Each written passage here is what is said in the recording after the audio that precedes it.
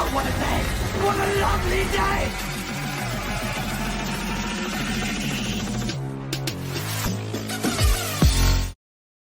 Welcome to Flat Earth Debate Uncut and After Show.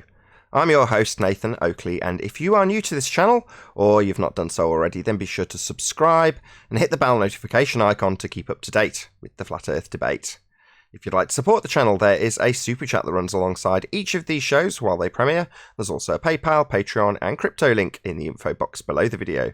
Speaking of Patreon, I'm going to do a quick shout out to all of you who do support me on Patreon, so a massive shout out, thanks and appreciation to Henrik86, Muted, Dicker Skeptic, TheFlatEarthChannel.com, Chris Hillman, NA Literalist, Steve ALM, Maria Neelands, David Robinson, Unbelievable Productions, Blue Ridge Ranger, Rob H, Burn Fat Till My Stomach Is As Flat As the Earth, Nathan Thompson, The Real Gabster, Windrider, Missouri Bear, Liam Nedrick, Dank, Erwin Jennisons, Abraham Mohammed, Dave Rakia Gafford, Naibai, Joshua Balsimo, Adrian Quintana, Skeptic936, Life is Short, Fireball X, Felix Hung, Texas Mike, Edwin Johnson, God Rockin, Kirsten Smith, Tina Baker, Alexander Main, and David Wayne Foster. So a massive shout out of thanks and appreciation to all of you for supporting me on Patreon. Now we are joined by a couple of people in both Discord and G+, so I'll raise the mic on them and you can enjoy their dulcet tones while I set up for today's live show. Less oxygen, but just a gradient. There's oxygen, and then there's argon, and then nitrogen. Argon, nitrogen, remember, they both take up the most amount of the atmosphere. Oxygen, since it disappears, argon and nitrogen don't, because they're lighter than they dissipate much higher than oxygen. This means, fundamentally, that there are layers to the atmosphere, as if you take but you a cup. still have to have pressure. I know, but the same as... It's going to take you right back to the end. What is it pressing upon, Jacob? And you can't just say gravity. I know, I can't. Same as if you take a cup of water and you pour oil in. Oil finds its level above water, and water finds... Okay, great. Gas works like fluids. It's not a fluid. No, it doesn't work like fluids. I don't think it works like fluids. Gas moves at high speeds to fill a container. Yes. So then how come it's not filling the dome? What do you mean? It does. You have gas pressure.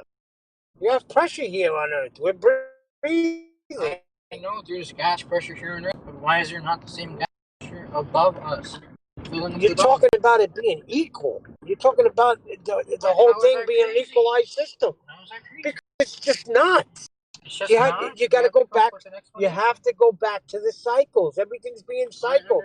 Everything's being produced at ground level, going up. You're assuming that there's just less on a mountain. That doesn't mean anything. I'm just talking about oxygen. When you go up on top of a mountain, there's just less oxygen. That doesn't mean that there is less every other gas. There's still the same gas pressure, just not as much. So that means that the other gases should, help me out here, Nathan. Doing fine, Neil. You don't need any help. My son's saying we should be filled up. If there's been mankind for 6,000 years here, should be filled up. That's what you just said. I said that we've been producing gases for 6,000 years. I know there's cycles, but how are they not filling up the available space? But they are, because they're pressing something. If you had a ball Earth, they wouldn't be. It would be all just sucked out. We wouldn't have. Okay, it's really going about what you guys believe. I'm playing devil's advocate. I believe in the flat Earth now, or whatever. Okay. If there's a dome above us, how is it not being filled up by gas? Nobody ever said dome, but it's pressing on something. Firmament. Walls of a container. Walls of a container. You can't. Obviously, there can't be flat Earth according to if there's no dome above us, because then obviously the vacuum would suck up all the gas. So yeah, how come that's a good point, that this gas isn't being sucked up by the less gas? It's almost like I think you're talking about gradient. It can't be gradient. It probably gets vented. The container probably gets vented somehow. Vented? We have gas cycles. What are you talking about, vented?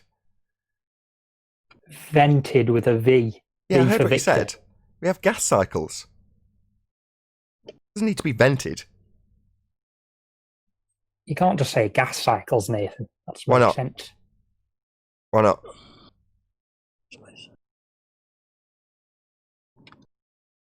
So I can just say gas cycles because they're real. Yes, but it doesn't make any sense. Oh, so I can just say it then. And it does actually make sense, is real, does happen. Means we don't need ventilation because we've got cycles in the contained system that we must be in to have gas pressure. Cycles.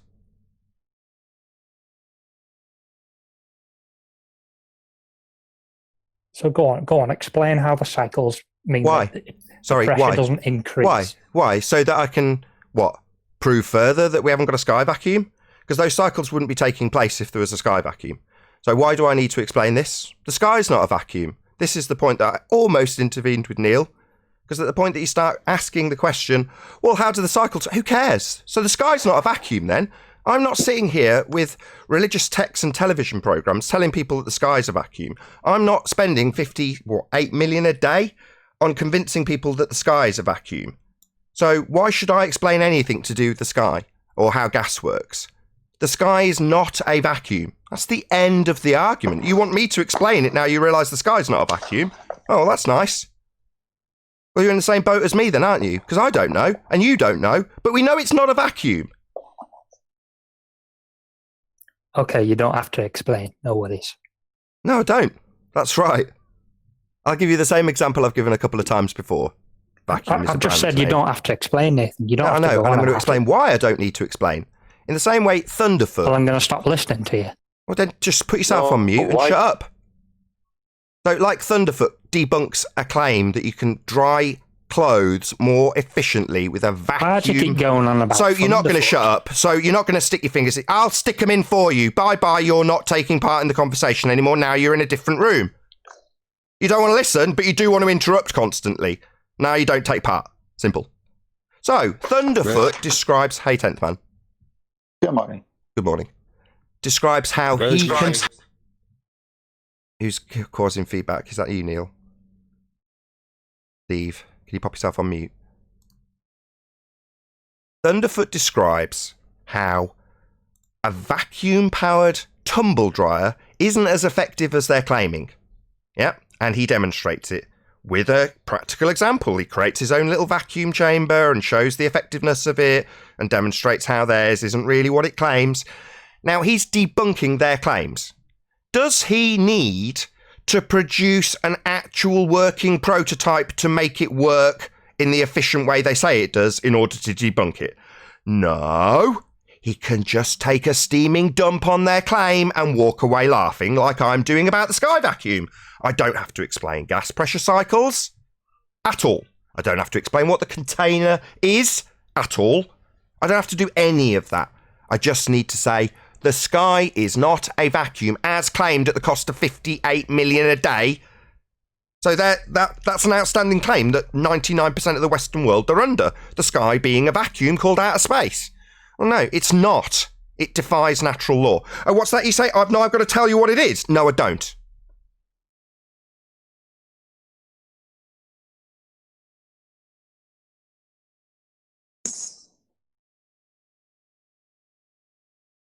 So,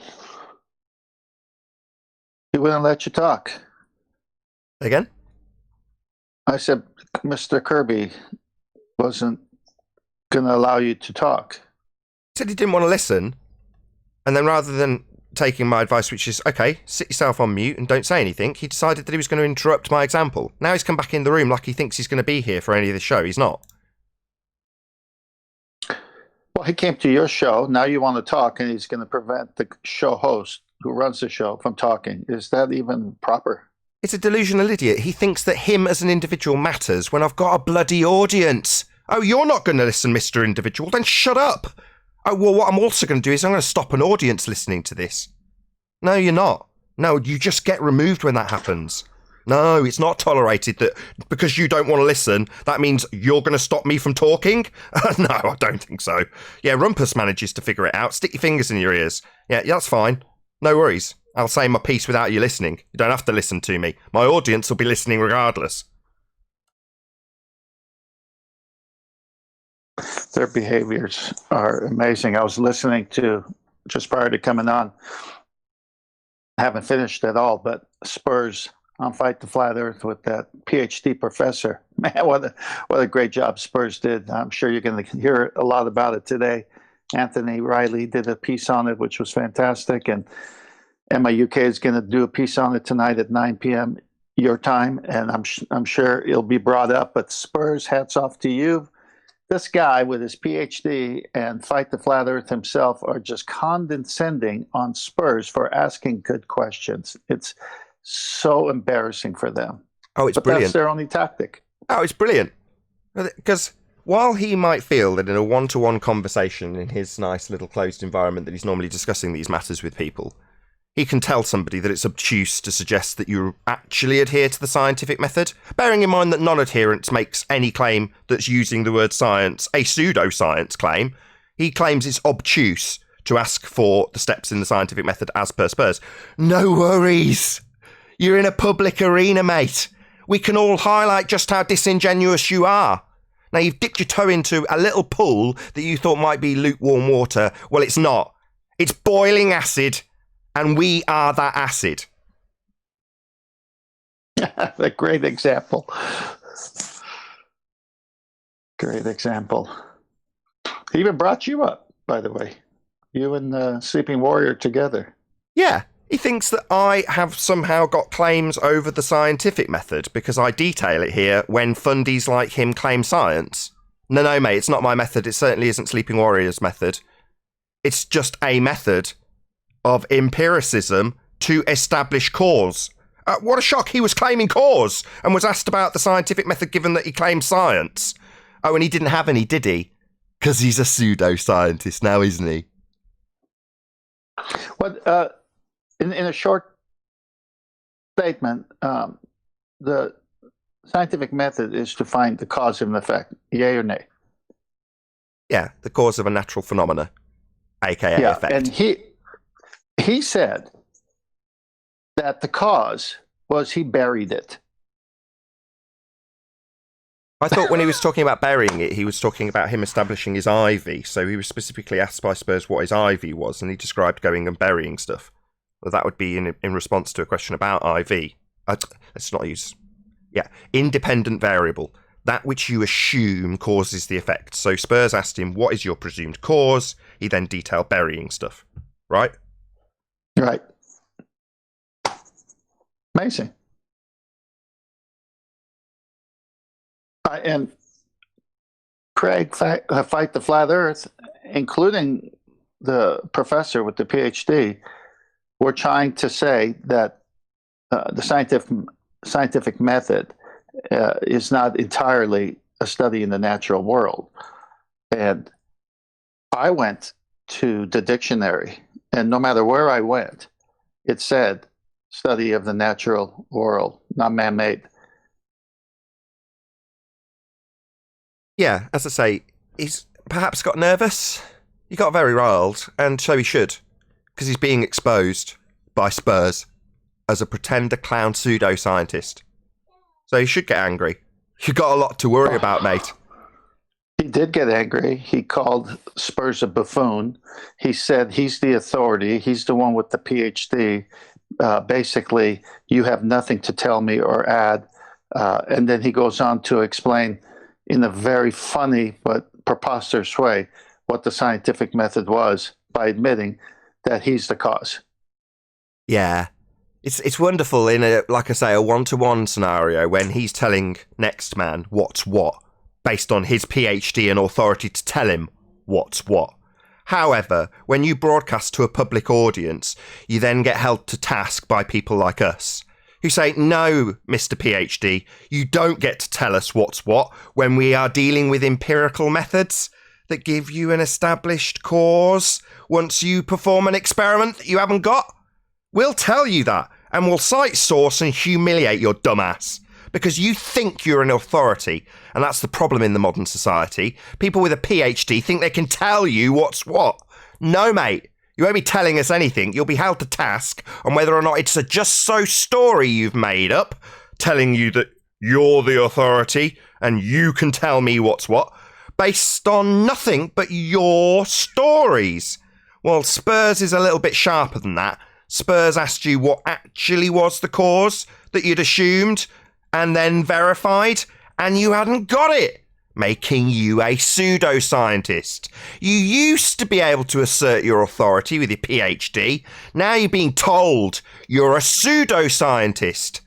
And let it be clear who's telling him. Flat earthers are telling these pretender clown pseudoscientists who've lied to the Western world that they are absolutely not in authority because of their consensus viewpoint and bit of paper that they hang on their wall.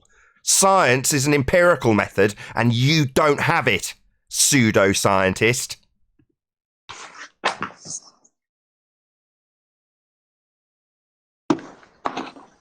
That's it.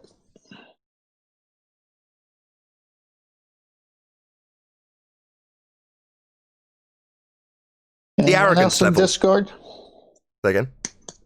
Anyone else in Discord? Yes, loads of people belong to me ranting. So what was that all about? Spurs was on a show and the guy wouldn't go through the scientific method? Guy was brought on as a surprise guest, and the guy asserted his authority as a PhD and demanded that Spurs accept his authority. Oh, he's got the wrong guy then. Yeah, Spurs asked him about the scientific method, and he was told promptly that that's Nathan Oakley and Sleeping Warrior's method. Well, for a start, we were educated. All of us were educated in 5th grade about this method, number one. Number two, it was brought or resurfaced or brought to my attention by Quantum Eraser. So he's the prevalent factor in pointing out what science is. It's very well documented, I might add. It's definitely not any of our method. It's a well-established empirical method that's benefited humanity by establishing cause empirically. And he doesn't have that. So he's going to get very defensive and tell people how his PhD means he can tell you what's what. And Spurs was quick to point out that he doesn't have the method. Now, he had his little minions around him, the guys that had brought him in as a witness that nobody knew about, asking Spurs about what acceleration was and telling Spurs how embarrassing it would be to get it wrong, despite the fact that he was told it was obtuse to ask for the actual adherence to the scientific method by a guy who's telling you he's in authority because he's got a PhD. Nah, mate. Nah. Things are changing. You're being told that you're not in authority by Spurs and me and 10th Man and anybody else who cares to comment on your outrageous arrogance when you don't have science. Oh, I got it. It's worth a listen to, Neil. It's very comical and funny how Spurs takes this guy down just being calm and asking questions. Yeah, he cracks me up with that. He's so calm and just goes right back to the point. That means that method didn't exist before you didn't discover it, mate.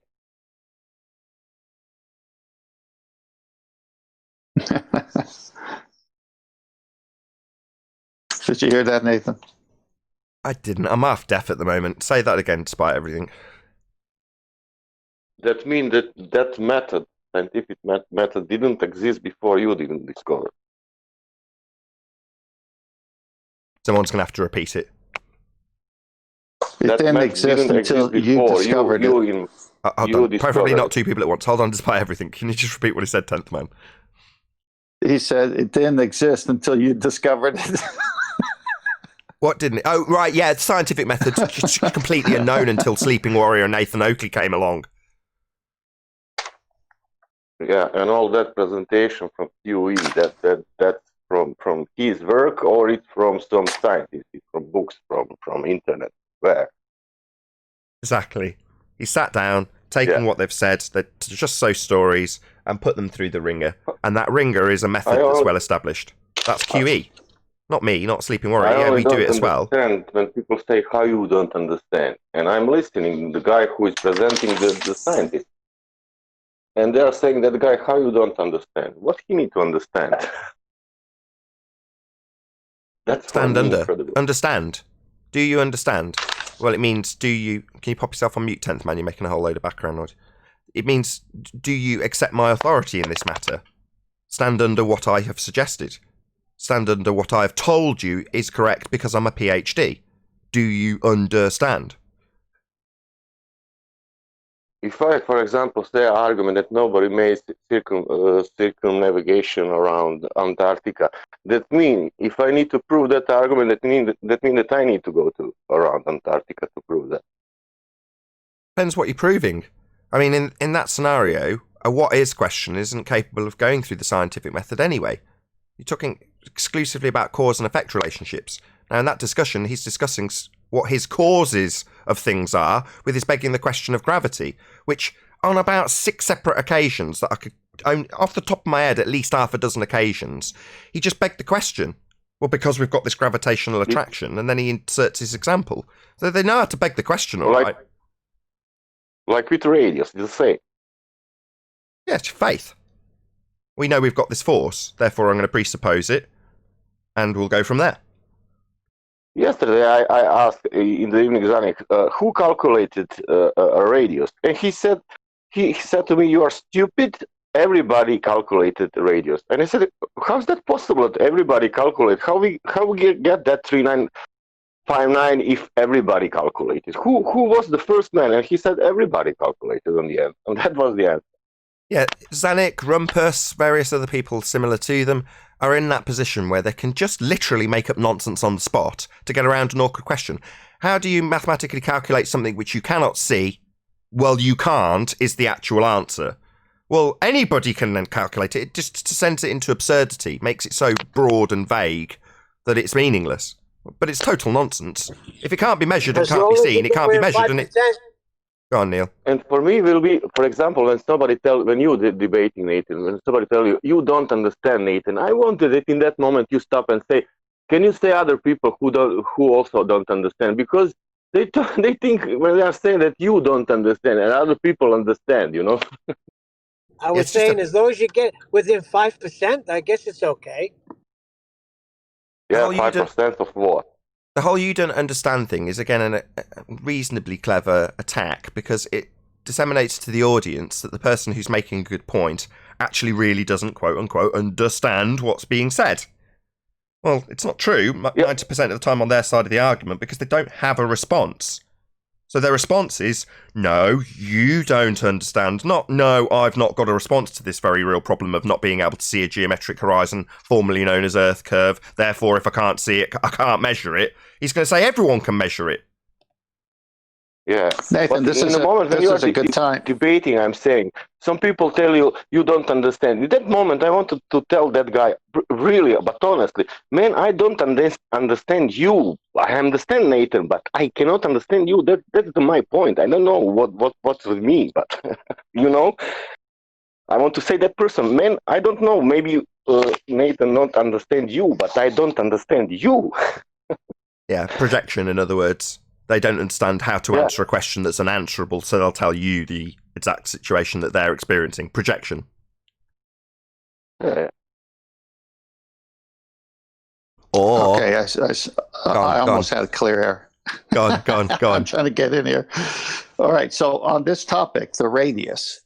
So how can you calculate it if you cannot see it, right? I mean, this is pretty basic. But they do tell us it's 3959 miles from the center to the surface. So how did you know it was 3959 if you're telling us at the same time you can never see it because of atmosphere?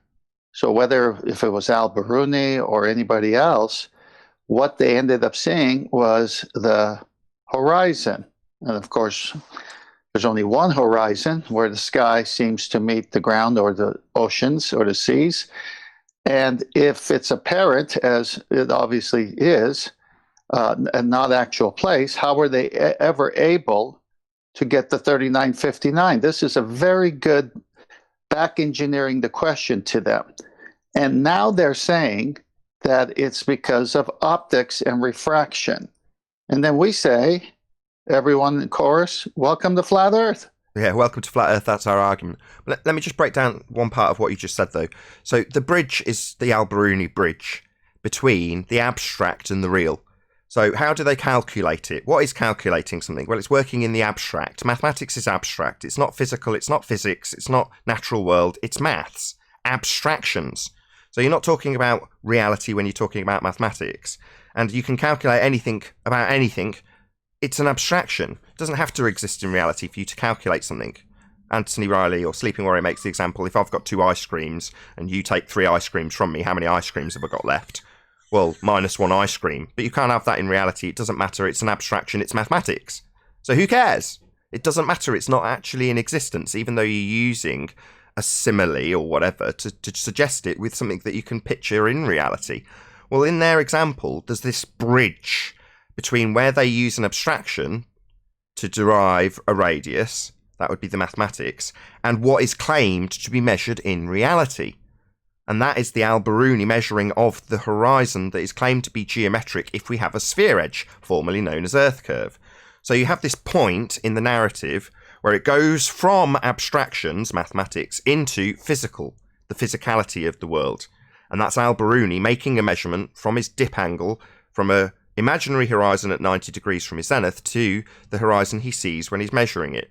Now that is giving him a geometric value, an abstraction that will later be used in argument to reify a position that doesn't exist. Well, if it doesn't exist, he can't measure it. But there's where you get that point in the narrative where you have the abstraction claiming to be in existence in reality. And we're at the point where we're saying, you can't measure it, and they tell us, well, no, it can't be measured, it can't be seen, because they're shying away from that bridge that we're highlighting doesn't exist. There is no bridge between the mathematical abstraction of Earth curve and the reality of a horizon that is not Earth curve, and we're being told so. So that's the thing I'm hopefully going to focus on more and more and more. It's a reification fallacy, making something which is abstract in mathematics exist in reality. And the story of Al-Biruni typifies that reification taking place in a narrative, i.e. he's reifying something which only exists in maths into something that which is physical and can be measured, even though we're currently being told as a result of the Black Swan, it can't be seen, it can't be measured, it only exists in maths. And what's it? It is Earth curve, an abstraction, a reification fallacy. It doesn't exist in reality, it only exists in maths. Yes, but now we say to them, in the past, prior to Black Swan, and prior to this nice argument you're putting together between physical reality versus math and abstraction, what was blocking the bottom of boats again? An abstraction, a reification of an Earth curve that exists in a mathematical model. So what was blocking the boats for them was, as they told us, Earth curve. Well, what is Earth curve? Something that only exists in maths. So their mathematical reification of Earth curve used to block boats and buildings for them as religious fundies. In reality, there's 101 different things that can cause things in the distance to disappear completely or from bottom up. None of which are asserted by them. It's only Earth curve that causes things to disappear from bottom up. No other cause is ever asserted. If they say, no, we have refraction. No, they don't. They have geometric 7/6R, which they call, quote-unquote, terrestrial refraction, or it's otherwise known as, quote-unquote, standard refraction. Geometric refraction that requires an R-based horizon to derive this 7/6R. That would be the R value they don't have, can't measure, only exists in maths. So it's a circle jerk. But to answer your question, what was blocking boats and buildings for religious fundies that believe they live on a sphere? A reification of Earth curve via a mathematical construction that does not translate into physical reality and only exists in maths. In reality, as I say, 101 different things that we don't have to justify. We're not claiming, or it's causing all of that bloody noise despite everything. We're not claiming anything about the horizon. We can attempt to explain it, but we're not holding a religious fundy zealot meeting here where we dictate that the horizon's a physical sphere edge blocking boats and buildings because we've reified maths with it. So we don't actually have to explain it at all. We're put to task because the only assertion they have is Earth curves making things disappear as it goes over it. And what's it? Well, the thing that only exists in maths that I've reified into something that's causing this effect, that's got 101 other causes, including optics, not included in the maths, which they now use as a ham-handed get out of jail free card when it's not in existence in their maths. They've hijacked perspective and optics and called it Earth curve by way of mathematics. Right. And if they're going to say standard refraction, and correct me if I'm wrong, but this is a death blow to them because it's 7/6 of the radius that they have a number to, which is 3959. And then they're going to qualify it with Andrew Thomas Young and with 1.32 miles versus 1.22. So they've already told us what this refraction will do to the actual horizon physical at 1.22 at an observer height of 1 foot. Correct? Well, yes, but at that stage, they've then invented a second horizon. So then we've got a detachment from a horizon that's mathematical, geometric, and one that's visible, which they call apparent. Painfully redundant, all horizons are apparent. It's a visible location where the sky or land appears to meet the sky. Now, that apparent position is apparent because A, you can see it, apparent meaning you can see it, but B, not actual. The sky doesn't meet the land or sea. But it means you can see it, and that's what a horizon is. But at that point, where you've described Andrew Thomas Young describing what he calls an apparent horizon, redundant, versus a geometric horizon, you've then got two horizons. Well, if the geometric horizon, the one that they're claiming the apparent, redundant horizon is based on, then you've got a second position where the sky meets the sea or land, but we don't see it. Therefore, it's not a horizon. We only have one. So at that particular point, he's then given you two horizons when we only have one. Go on, despite everything. You're trying to get a word in, because I can just hear you crackling constantly. Yeah, the mic is cracking there. Okay, so, no, well said. But I'm looking at it from a different angle, and I'm not going to let them beg the question, obviously. But if they're going to say this stuff, I'm going to hold them to task. So I'm trying to form an argument by holding them to task on their measurement of refraction. It has to be based on R, which means they have to have their R correct. I see. Well, in doing yes. In order to say it's been moved with respect to the curved Earth and the curved atmosphere that's being curved at the rate of the curved Earth, we've assumed the maths, then they've first got to have a measurement to that R value because the R value is in 7/6R. So if you're going to bend the atmosphere to bend the light around a bent Earth you've assumed, then you're going to need the R value to be provable by way of calculation, i.e. measuring to it. And his very description describes how you can't measure to it. So it falls apart. Right. So if you can never see it, you can't measure to it. And therefore you can't base refraction on it, which is your point. Thank you. That's good. Good summary.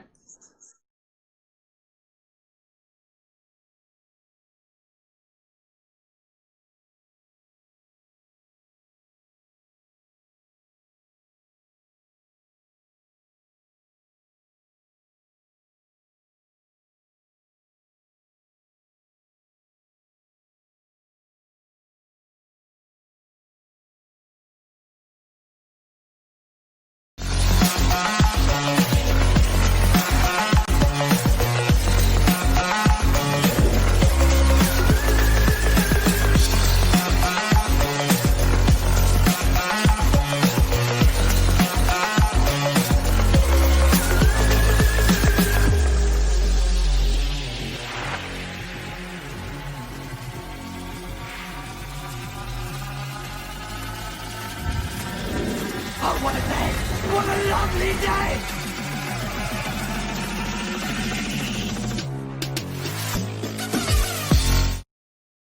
Welcome to Flat Earth Debate Live. I'm your host Nathan Oakley, and if you are new to this channel, or you've not done so already, how dare you, then be sure to subscribe, hit the bell notification icon and join button if you'd like to become a Nathan Oakley 1980 channel member and keep up to date with the Flat Earth Debate. If you'd like to support the channel, there is a super chat that runs alongside each of these shows while they are live. There's also a PayPal, Patreon and crypto link in the info box below the video. Most importantly, if you'd like to join the discussion, simply mute the page you are currently watching, then click the link in the info box below this video to join the panel and express your views on the nature of Earth. If you do join, please don't swear.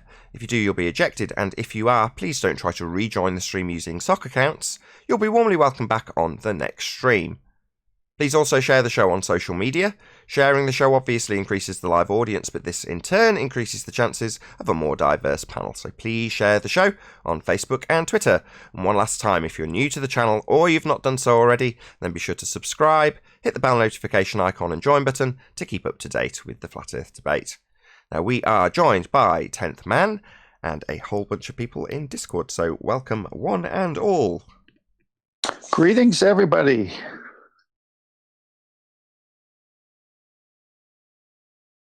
Alrighty then. Hey, Owen. Hello. Got about the most least enthusiastic start from the Discord server I think we've ever had. Literally no one said hello. Hello, Discord. Good morning, everybody. Thank you very much for salvaging that introduction. Wonderful. Thank you. Very good to have you here. Any signs of a physical geometric sphere edge horizon, formerly known as Earth curve? Not even from an abstraction. No, only from an abstraction. Thank you for correcting me. We were just discussing it in the pre-show. Anyway. Any signs of Under axial? some bridge. The bridge? You want me to mention the Alberuni bridge again? I don't mind going through the Alberuni bridge if you want, if that's what you're suggesting. Yeah. Okay. So in the pre-show, we were discussing the transition from the abstraction that is a mathematically based geometric sphere edge horizon, formerly known as Earth curvature. And that mathematical abstraction is reified into existence in argument as though it's the world we stand upon. But it only exists in maths. That would be the geometric horizon, as I say, Earth curvature. So there is a bridge, a transition from the abstraction that is the mathematics, only exists in the maths, Earth curve is a mathematical construction, to a claim that it exists in physical reality. Well, that's Alberuni, who is claimed to measure the geometric horizon. So it's at that stage that you have the transition from the abstract, only exists in maths, to the real. Alberuni is under the impression he is actually measuring a geometric sphere edge known as Earth curve. He isn't, because it only exists in maths and cannot be seen, cannot be measured to. But it is that point that the story of Alberuni is the verbalization of the reification from mathematical Earth curve to real Earth curve. When there is no real Earth curve, it only exists in maths. So Alberuni is that transition from abstract maths to physical real. The geometric horizon, whatever that is, that word soup. Word soup, word salad, Earth curve, you mean? Yep. So check it out on Ballbusters this weekend. We were covering Soundly's nonsense, and he was put to task and asked about this black swan, whether he was aware of it. And when it was explained that if the Earth is a sphere with a radius of 3959, then every distance to horizon measurement can be no more than 1.2 times the square root of the observer's height in feet. Now that's the assertion that we have Earth curve. And his response to that was, oh, that's a load of old word salad about the geometric horizon. It's like, what, that thing that you thought you were measuring and taking photos off there, Soundly? That's Earth curve there, mate. What, word salad? Yeah, we agree. Total word salad, this whole nonsense about having an Earth curvature. Geometric horizon. No, we don't have one. It's just word salad. Only exists in maths, mate. Not really in physical reality. You weren't actually photographing it, numpty. Yeah, they were the gardeners of that word salad.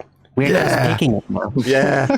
Word salad gardeners. You were telling us all about how we used to see this mathematics of an R value, and now we're told we don't see it by your own bloody brethren. So let me get this straight. He takes pictures of a bridge and says it's Earth curve. And then when you press him so it can match the actual radius of the Earth, he's saying the Earth curve is on. He says it's word salad. Correct. He doesn't understand that the geometric horizon is the fundamental basis of his religion in an Earth that's spherical. When it was put to him with the actual mathematics of an Earth that's spherical, he said it was word salad. Wow. We're dealing with clowns. They don't even understand the tenets of their own religion. They literally don't understand what they believe in. Yeah, he was gone for a minute. He was around back when, you know, they used to call it Earth curve, and boats used to hide, be able to be hidden behind this physical Earth curve, right? Then he takes a little hiatus. He comes back, and all of a sudden, we're calling it the geometric horizon, and he thinks that's word soup. Meanwhile, all his boys have already told us we don't see this geometric horizon. What you used to call the Earth curve, yeah, we don't see that anymore. So wait a minute. He takes 3 years to go take pictures of Lake Pontchartrain. You made it. So he takes 3 years to take pictures of Lake Pontchartrain. He doesn't realize the argument has shifted. He comes back, and they say, forget your pictures of Lake Pontchartrain. It doesn't exist. Yeah, well, it wasn't put to him like that. The claim based on his pictures doesn't exist anymore. The Earth curve that was claimed to be photographed by him only exists in mathematics.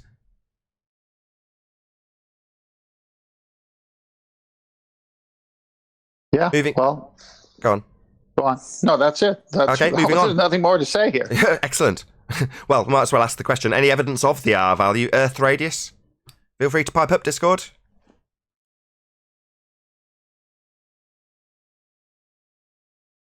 Black Swan. Very active Discord today. I've got half of them on mute, to be fair. They've all joined since the intro. Well, unmute them. Let's hear if someone's going to say something on this question. Any evidence of the R value, Earth radius?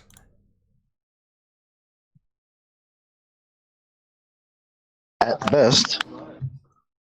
At best. At best, the Black Swan would have debunked the R value. That would be a correct statement made by Mr. Sensible.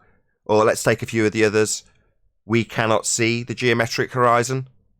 We wouldn't expect to see the geometric horizon. The geometric horizon cannot be seen. The geometric horizon only exists in maths. We wouldn't expect to see the geometric horizon. Oh, so many beautiful quotes. Yeah. What happened to the sound effects? At best, you will find more R's in the word soup. There's a lot of R's in that word soup, Soundly. A lot of R's.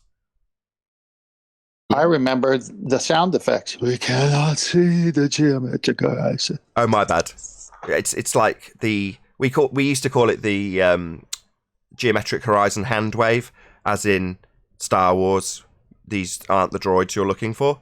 So we do not see the geometric horizon. They wave their hand and you go, oh, right, I see. That all makes sense now. What exactly was blocking boats and buildings again? That's the Jedi mind trick, man. They tried to get us with the old Jedi mind trick. No, it only exists in the maths. Oh, so it wasn't blocking boats and buildings then? You're forgetting about optics, Nathan. Optics. Welcome to Flat Earth. That would be our argument. Your maths is turned side on 90 degrees in Muppet vision, otherwise known as orthographic view, and the targets that you're looking at and claiming are blocked by Earth curve don't change in their apparent size. Now, if you move away from something, its angular size, its apparent size gets smaller. Things get smaller with distance. Now, that's ignored in Earth curve maths completely, because a 10-foot wall in Earth curve maths is 10 feet at 1,000,000 miles. Now, for this reason, their removal of perspective from their Earth curve maths, we get asked how we could have a horizon at all on a flat Earth. Because in their pea-brain minds, unless Earth curves getting in the way, things never ever disappear with distance. Because a 10-foot wall, if you draw it in orthographic view with your side of your own head on the left-hand side and the target on the right-hand side, you can draw a line between those two things in side view when you can see the side of your own head, like the Earth curve maths. And you can write 1,000,000 miles on it, on that little line. And there's no horizon between the two things. Because that's how orthographic view works. Now that 10-foot wall at 1,000,000 miles is going to be virtually zero angular size. Infinitesimally small. Because it's so far away. Therefore you can't see it anymore. Your eyes aren't that good. You haven't got that big a hole in your eye to let the light from 1,000,000 miles in. But in their maths, it's still visible. Because it removes... I'll correct myself, hijacks the effects of perspective and calls them Earth curve. Now, I'll be the first to point out when they say, well, why would we have a horizon? Well, why would we see the side of our own head, like we do in your mathematics for Earth curve assertion, when hijacking perspective? because the sizes of your buildings are always the same feet and inches or meters value, regardless of the distance to them. So a 100-foot building's 100 foot, with you saying, why is 30 feet missing? Well, what about the angular size? It's got smaller. Oh, well, we don't need to account for that. We don't need to worry about that. It's geometry. Oh, right, requiring a geometric horizon, then, to be blocking this 30 feet, not accounting for angular size. It's Muppet vision. They don't have perspective in Earth curve maths. The whole thing's a joke. May I add to that? Funny how they always want to talk. I'm sorry, Tough Man, real quick. Funny how they always want to talk about angular size when it comes to the sun. But then when it comes to their curve math, nah. Let's not talk about that. Let me add, thank you, Chocolate. Let me add to that the most recent responses since the Black Swan is that it doesn't work on the flat Earth. It doesn't work on the flat Earth. Well, I'm going to quote Andrew Thomas Young here, that all of his refraction calculations do work on the flat Earth because he says so. He says all of his, not some of it now, guys. He says all of his refraction calculations came from plane surfaces, flat Earth. And then he says, if you want to make it into a sphere, let's use some mathematics. So when you say refraction doesn't work on the flat Earth, that doesn't hold water whatsoever. That's the only place Andrew Thomas Young got his refraction. Optics. Yeah, I'll translate that though. Their refraction only works on a globe because their terrestrial refraction, otherwise known as standard refraction, is 7/6 of the radius value. So their refraction only works on a globe because their refraction is based in mathematics, and so is their Earth curve. So in order to save the radius they don't have, they change that radius they don't have. Right. Right. Terrestrial refraction is the deglobifying formula to turn it back to a flat plane. Right. So Simple logic. Say that again, Nathan. Simple logic is. Can I say, Tentman, only one sentence? Sure. Go ahead. The logic is what Paul is saying. What I understand, it's this. You cannot see geometrical horizon, but he is projecting 10 miles away because of refraction or whatever. But why does the model describe the geometric horizon as you can the see visible behind that horizon?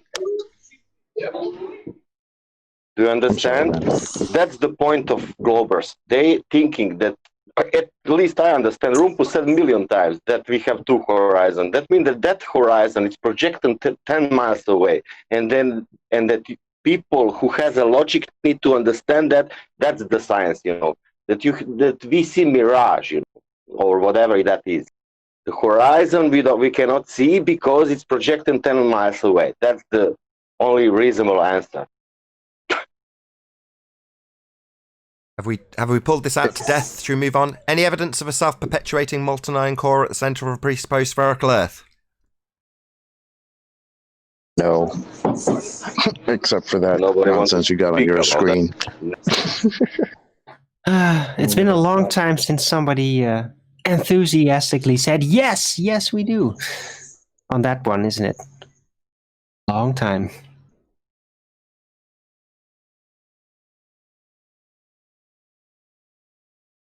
It's one of the most beautiful parts of the nonsense, if you ask me, because it is so clearly a just so story. They even tell you themselves. Yep. But Nathan, look at that picture you got on your screen. Right. That's not proof right there? It's like a little sun in our own Earth. It looks like a jawbreaker I ate when I was 8. Yeah, like a gobstopper. Like a everlasting gobstopper. No, they were shaped like little men, weren't they? I think they were like stars. They're kind of like stars, I suppose, yeah. Little pokey things, everlasting gobstoppers. Nevertheless, any evidence of this self-perpetuating molten iron core that's supposed to be at the centre of this presupposed spherical Earth that only exists in maths? No. It exists in maths? How? Is there any calculation about it? Does it really exist in math? Or is it just a just-so story? It's just a just-so story. Right. Well, I don't think they even have a model for it, really. It only exists in the maths. You made the same mistake 10th Man made earlier. Does it exist in the maths? Yeah, it definitely exists in the maths. Only exists in the maths. Yeah, but can you show that maths to me? Yeah, very easily. There's plenty. Do they even have a model for it? Yeah, if the Earth is a sphere with a radius of 3959, then every distance to the horizon can be no more than 1.2 times the square root of the observer's height in feet. That would be the modus tollens based on their assertion with a radius of 3959. Or see any curve calculator. Nathan, I only made that mistake earlier because I had multiple thoughts. We were talking about the molten iron core, right?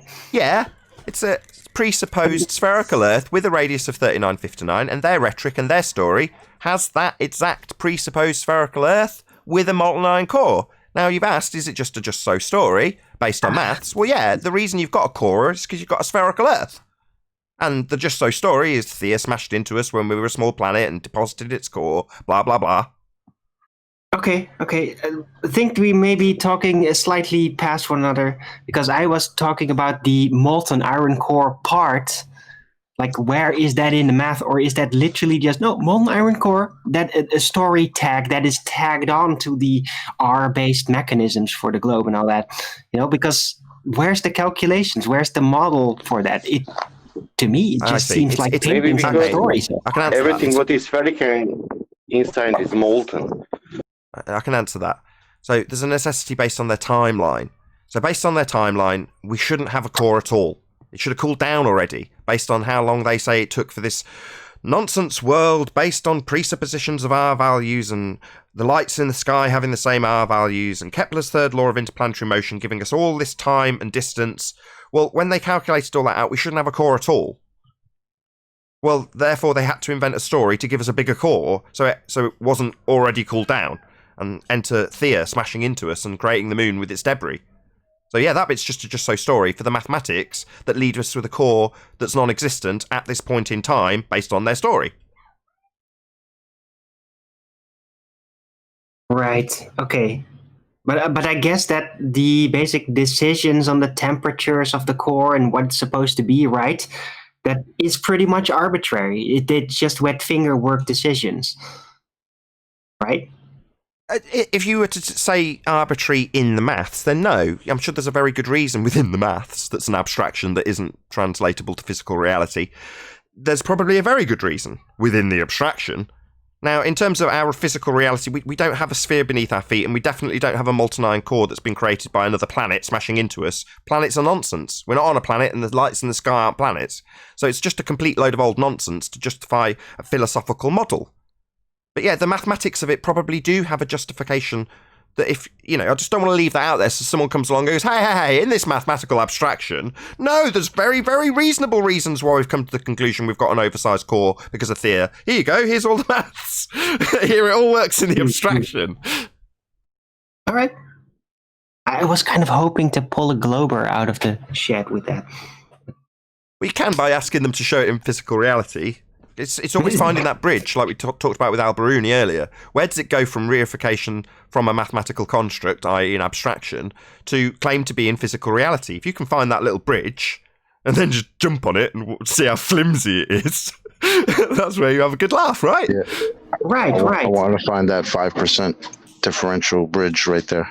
That's what I want to know. Right. So now where do they get that curious. 5%? I'm sorry. No, I'm done. Right. But I'm just, with the Al-Biruni thing, it's like, yeah, I kind of want more. So who came up with these numbers for the molten iron core? What is that based on? Who basically determined that it was that? Just like who determined the distance to the sun, right? Yeah, gotcha. You want to pin it to somebody. So in the same way as we can say, right, Huygens just decided that Venus was the same size as Earth. Right. Well, you can pin it on that dude, right? Exactly. So I'm wondering who came up with the set numbers for the molten iron core originally. Because you do know about the supposed distances to the sun and all that, and even historically recorded how it all changed. Oh no, we got it more precise now, right? But I don't know any such stories about the molten iron core concept. None at all. Anthony's fairly well versed. If Sleeping Warrior shows his head at some point, we'll Shows his face, rather. Just ask him. He knows all about it. Far more than I do. Okay, I will. Thanks. Any evidence of, where are we? Axial rotation of the Earth-based variety? No wheels, please. No. Earth is stationary. Definitely. No motion detected. As he's come up several times already, Sleeping Warrior gave me a ring the other day and was... I think it's bugged him that he hasn't got a firm or as firm a grip on the Coriolis arguments as he would like. So there's been a few times where he's got in touch. One was yesterday. And he gave me an example of somebody who was arguing with him, talking about a plane and throwing a ball back and forth in the plane. And he was like, is this Coriolis effect? I'm like, no, it's not Coriolis effect, because Coriolis effect is what you observe. And the example, it could be of a plane seeming to curve because you're rotating underneath. So in other words, to have Coriolis effect, in any example, you must be detailing what you see or what is seen from a spinning platform. Now, in the case of the claim that Earth is spinning, Earth is claimed to rotate underneath a plane, and therefore you see the curve of that path seeming to deviate from its straight path because you're rotating underneath according to the claim that Earth is spinning. Well, if you're looking up at a plane and seeing it seem to drift, seeming to curve when it's not really curving, that's really got nothing to do with what the plane's actually doing. It could be flying loop-de-loops. All that matters is that from your vantage point, it seems to drift when it doesn't. That's Coriolis drift. But it's the observation from the spinning platform. So to debunk the claim that spinning Earth even exists, you say, okay, fine, well, let's just take that as read. So I'm on a spinning Earth, and I'm looking up at a plane. And the plane's travelling straight, but from my vantage point, it looks like it's curving. It looks like it's taking a deviated path. It isn't. It's just the Earth rotating underneath the plane. And if the Earth's rotating underneath the plane for you to see it take a curved path, then the flight time must be reduced if it's travelling west. Because Earth's rotating underneath it so that I can see it seem to curve. Now, at no point in that description does it matter about how fast the plane's going, what direction it's taking, or anything. Just that I see it seem to curve from the ground that's claimed to spin underneath it. And if it's spinning underneath that plane, it's shortening that plane's flight time for me to have the Coriolis effect that Earth is claimed to have. Now, in reality, for me to see that curving plane, when it's not really curving, it's just me spinning underneath the plane, and the plane travelling over the top of something that's spinning, yeah, that must shorten flight times and does not. So that's the argument in its entirety, as concise as I can make it. So Sleeping Warrior says, is throwing a ball anything to do with Coriolis on the plane? No. Just you seeing that plane seem to curve. And if you are experiencing Coriolis from a spinning Earth, then the flight time's got to be reduced because you're watching a plane seem to curve as Earth turns underneath the plane. And it doesn't. No flight times are reduced. Doesn't matter what the plane's speed is, or its engines, or it's doing the loop-de-loop. Doesn't matter. Just that you turn underneath that plane, shortening the flight times to have Coriolis on a claim to be spinning Earth.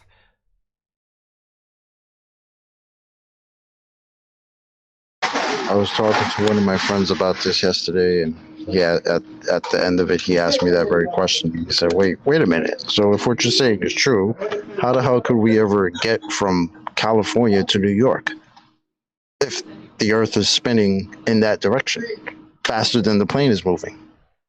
And I said, well, you tell me. How is that happening? And he said, well, it doesn't. And I said, well, there you go. Welcome to Flat Earth. Simple as that. Yeah, to have Coriolis effect on an Earth that's claimed to spinning, you've got to see things leave the claim to be spinning reference frame and deviate because they're not attached to it anymore. That's all Coriolis effect is. And if you're watching things seem to deviate because Earth's turning underneath them, then Earth's turning underneath them. So you lift off in a helicopter and Earth turns underneath it. That doesn't happen. You lift off your drone from the ground and Earth turns underneath it according to the claim that you can see it drifting. Well, drifting is drifting. It drifts away from you. Not because it's moving, because you're spinning underneath the drone. Does anybody ever experience this? No. Does Earth spin underneath planes? No. Does Earth spin under hot air balloons? No. Did Earth spin underneath Felix Baumgartner? No. Because Earth is not spinning. But the claim is we see Coriolis effect. which is us spinning underneath stuff and watching it seem to deviate. For example, Neil deGrasse Tyson says, ball gets kicked from claimed to be spinning reference frame, leaving it and entering the air. And anybody watching that ball from the stands, watch it seems to curve into the goal. Seems to curve. It's actually travelling straight, but Earth's turning under the ball, according to Neil deGrasse Tyson. Well, if it's turning under the ball because it's left the spinning Earth, then the plane is also leaving spinning Earth, and you can look up at the plane and go, oh, look, that plane seems to be curving, just like the ball Neil deGrasse Tyson claimed was curving, because we're spinning underneath it. Well, if we're spinning underneath a plane to see it seem to drift, then we're spinning underneath it, and that's bringing the continent it's travelling to when travelling west to it. That doesn't happen. Disproving that we spin. Because we don't have Coriolis effect. We don't observe it. It's a real effect. Just need a roundabout, and you sit on it, and you look at anything that's not on the roundabout. It seems to move. You look at a lamppost from a roundabout that's spinning. The lamppost seems to move. It's not. It's concreted into the ground, but you're spinning underneath it. That's Coriolis effect. Anything not on the spinning platform, like a ball with Neil deGrasse Tyson's example, it's left the spinning Earth, and therefore we see it seem to curve. It's really travelling straight, but we're turning underneath it. Like we'd be turning underneath an aeroplane, shortening its flight time, or turning underneath a helicopter, bringing a continent to it. None of those things actually happen. We don't have Earth-based Coriolis effect.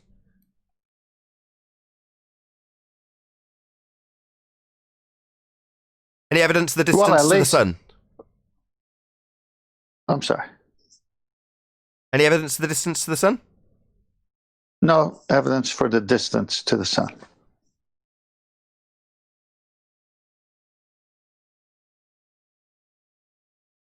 No? Nobody gonna parrot off Huygens without realising it? No?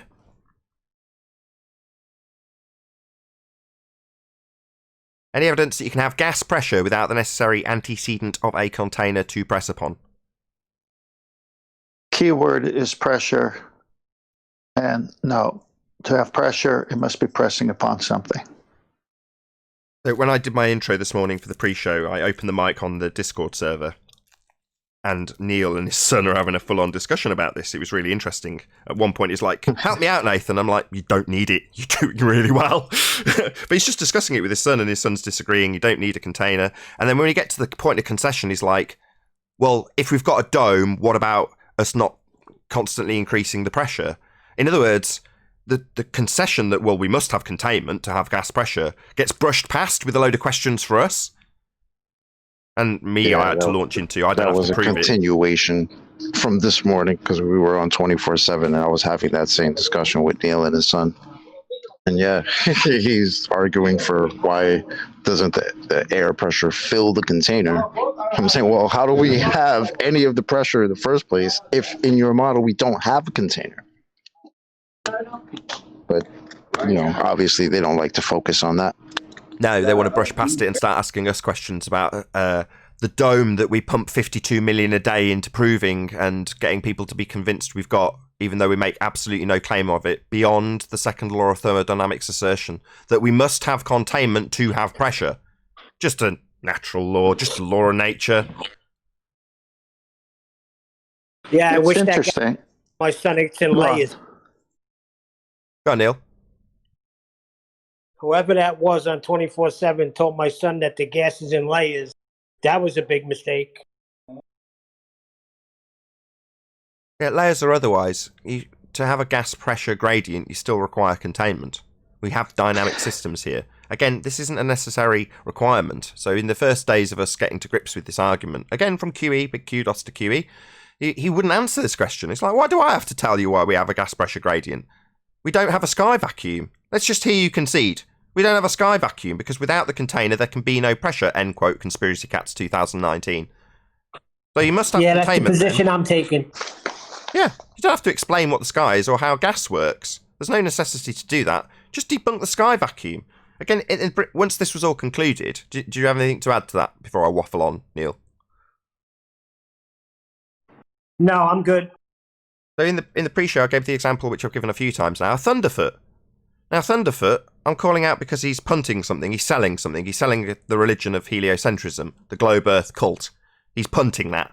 Now, he might not be aware, but hopefully a few people will let him know that he's punting something, selling something.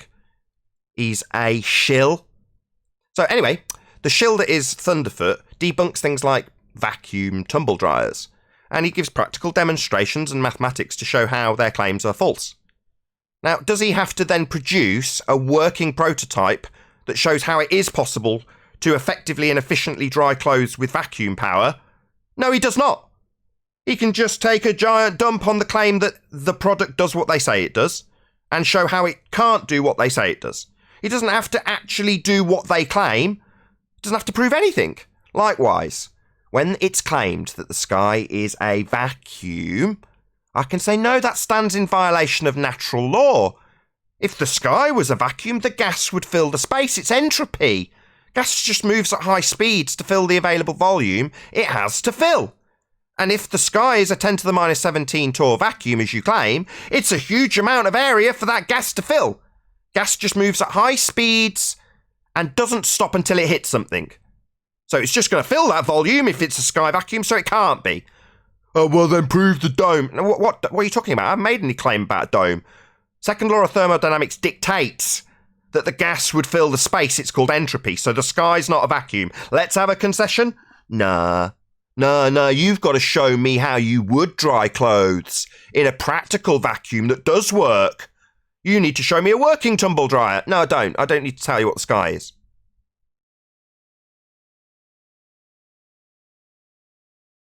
Well, they show us every time NASA does something, or SpaceX, or any one of these sub-agencies, their supposed astronauts are going into the vacuum of space, and they have to have an enclosed capsule. They have to carry their own oxygen, their own everything. So in a vacuum, they dare not open a hatch because all their oxygen would escape and fill the available space. Isn't that apparent? Yeah, it seems like they're laughing.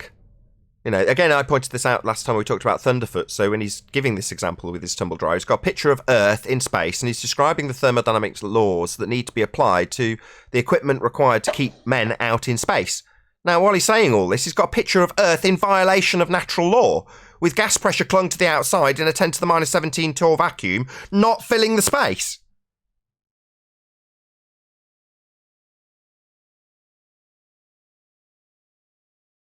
We move on? Yep. Any scientific evidence of gravity? Scientific evidence of what? Scientific evidence of what? The reification fallacy that is gravity. Turning the mathematics of something which does not exist into something physical. You know, you can think of it as a force. That reification fallacy, gravity. Well, you said it right there. They have admitted that it's not a force. So how could there be any scientific evidence of being a force? There isn't. It's just reified into existence by Muppets. Sorry. Just saying. If it used to be a force, wouldn't it just continue to be a force? They wouldn't have to say, "Oh, now it's not a force." That makes no sense. If it was actually a force in the first place, it would have just been continuing to do so.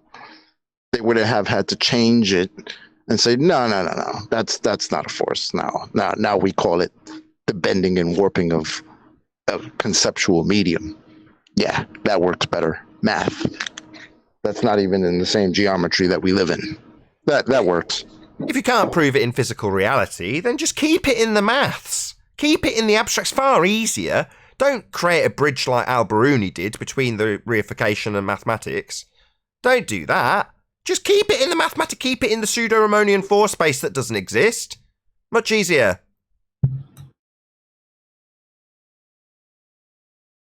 Can you solve for it numerically or no?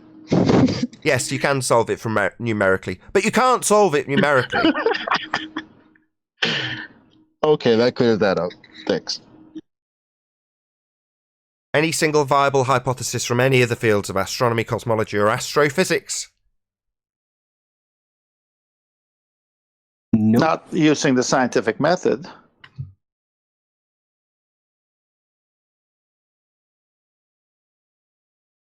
Nope. Seat of the pants, guesswork. Michio Kaku always seems to have a nice wry smile when he's saying things like that. Have you ever noticed? Seems like a happy chap. I mean, when he's saying things like, in science, we always say that you make observations, you have a theory, you make more observations, and it's a very, very tedious process. Wrong. Nobody that I know of in my field uses the so-called scientific method. In our field, it's by the seat of your pants. It's leaps of logic. It's guesswork. End quote. He seems like such a happy guy when he's saying that. Oh no, it's just guesswork. He's literally smiling when he says it. Yeah. He laughs. He's like, yeah, nobody that I know of in my field uses that. What are you, crazy? Yeah, wait, the empirical method, the one that establishes cause, we don't use that. We're not using empirical method. No. Surely you just. You must be joking. We can be off by a factor of, what's the factor? 10 to 120th power. When they play that clip out, he puts the number on screen. He's like, well, he's zeros just constantly scrolling down.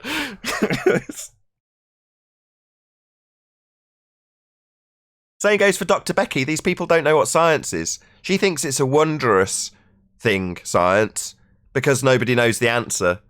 Might change. It's like, no. Scientifically established data is empirical. You've either validated or invalidated that which you presumed at the hypothesis stage caused an effect you observed in nature. Then you go forth and perform systematic experimentation, either you or lots of other people who follow in your footsteps, to validate that which you assumed the cause was as the cause. And once you have done that, you have empirically validated it as the cause of the effect. That's science. It's not wondrous, it's empirical. It doesn't leave you not knowing, it leaves you knowing. But these people like Becky, Dr. Becky, I'm hesitant to call her that, don't have the slightest clue what science actually is. She thinks it's doing stuff on a computer. I think these self-admissions from Michio Kaku and others is to protect them, because they could say, well, I said we could be off 10 to the 120th power, so I was off. Yeah, they're telling you. Yeah, it's a reification fallacy. Quote, you can think of it as a force, end quote. George Musa, 2019. He's telling you. They're all telling you. Yeah, we don't use the empirical method. Yeah, it's guesswork.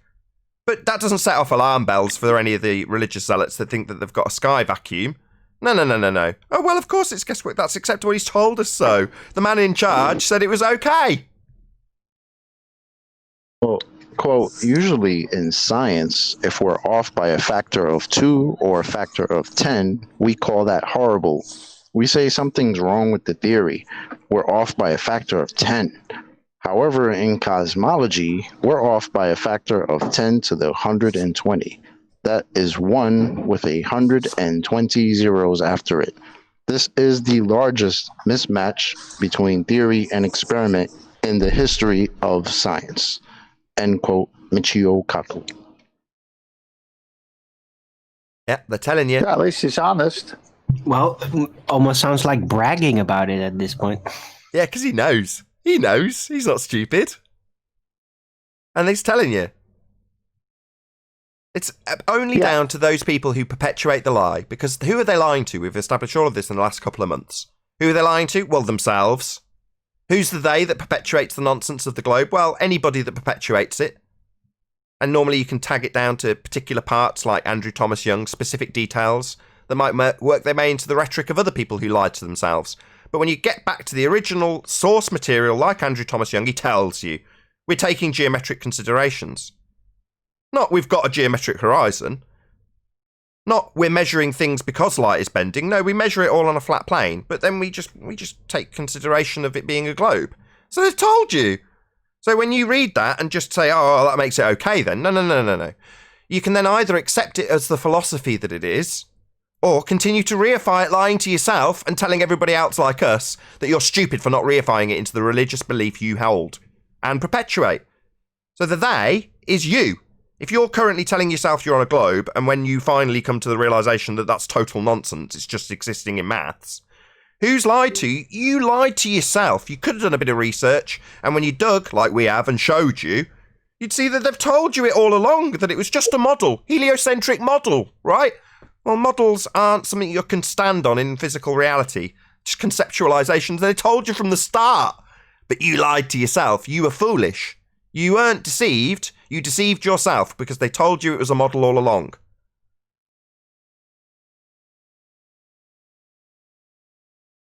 Yep. That concludes the housekeeping. Bloody hell. How long was that housekeeping? 41-minute housekeeping before I got to the first super chat shout out. Shout out to Al Junkie. Says, live on a ball on holiday, question mark. Re-if vacation fallacy. Hey, Brian, thank you very much for the super chat, Al Junkie. Vacation. Hey, everybody. Hey, Brian.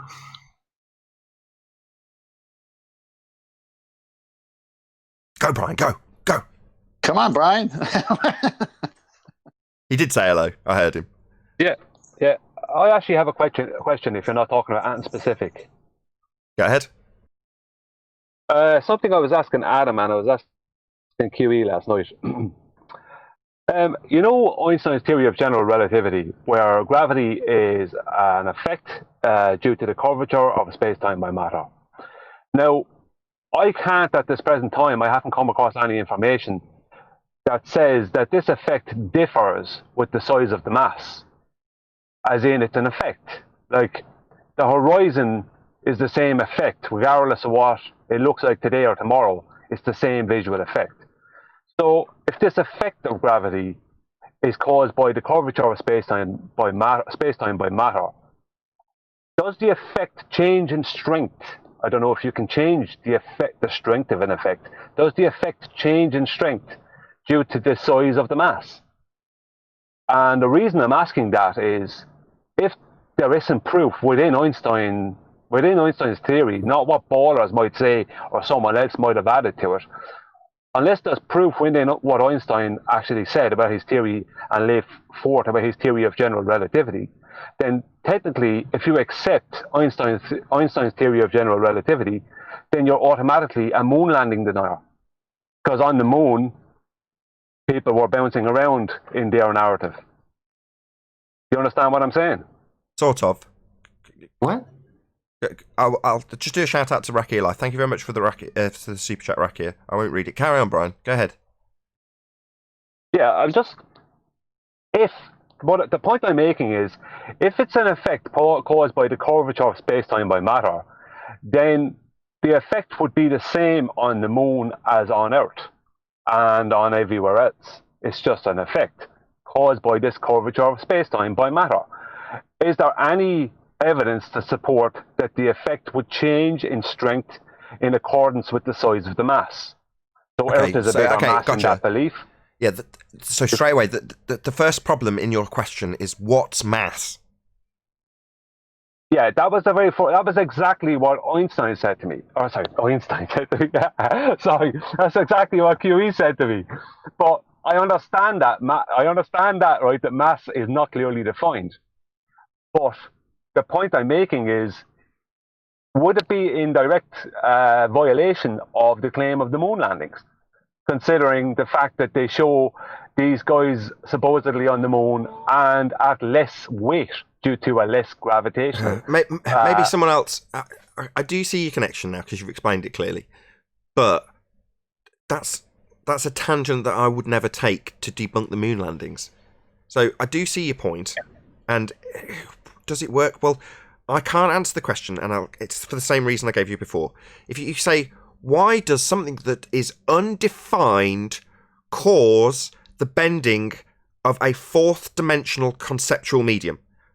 Why does that happen? And if that is the case, that this undefined specific substance, if you want to call it that, causes the time in the fourth dimension to bend, how would that affect them? It's just convoluted cluster screw. Just space is fake. You can't have gas pressure without a container. The Earthrise picture shows an Earth in violation of natural law with gas not filling the space. Therefore, all those pictures are fake. The moon landings did not happen. You can't travel through a fake medium. They claim to have gone through the wardrobe. It's the metaphorical equivalent of travelling through the Narnia wardrobe. So, no, they haven't been to space through a medium of a vacuum. That's a lie. That's how I debunk it. Does the undefined mass causing the conceptual medium of space-time bending debunk the moon landing? Maybe, if you work that convoluted argument to a fine point. Maybe. It's much quicker to just debunk the medium they claim they travelled to get there, though. No, I understand. I understand from a debating point of view what you're saying. 100% agree. No doubt about it. You just end the argument there and then. But I was just pointing out the contradiction that anyone on the border side that would, if they can't prove that there's a difference in the strength of the supposed effect of gravity due to a differing size of mass, then then that means they're in violation of the moon. It's just a big contradiction they have then. I mean, then people are in contradiction of moon landing. The moon landing. I do see your point. You're hooking it on a technicality.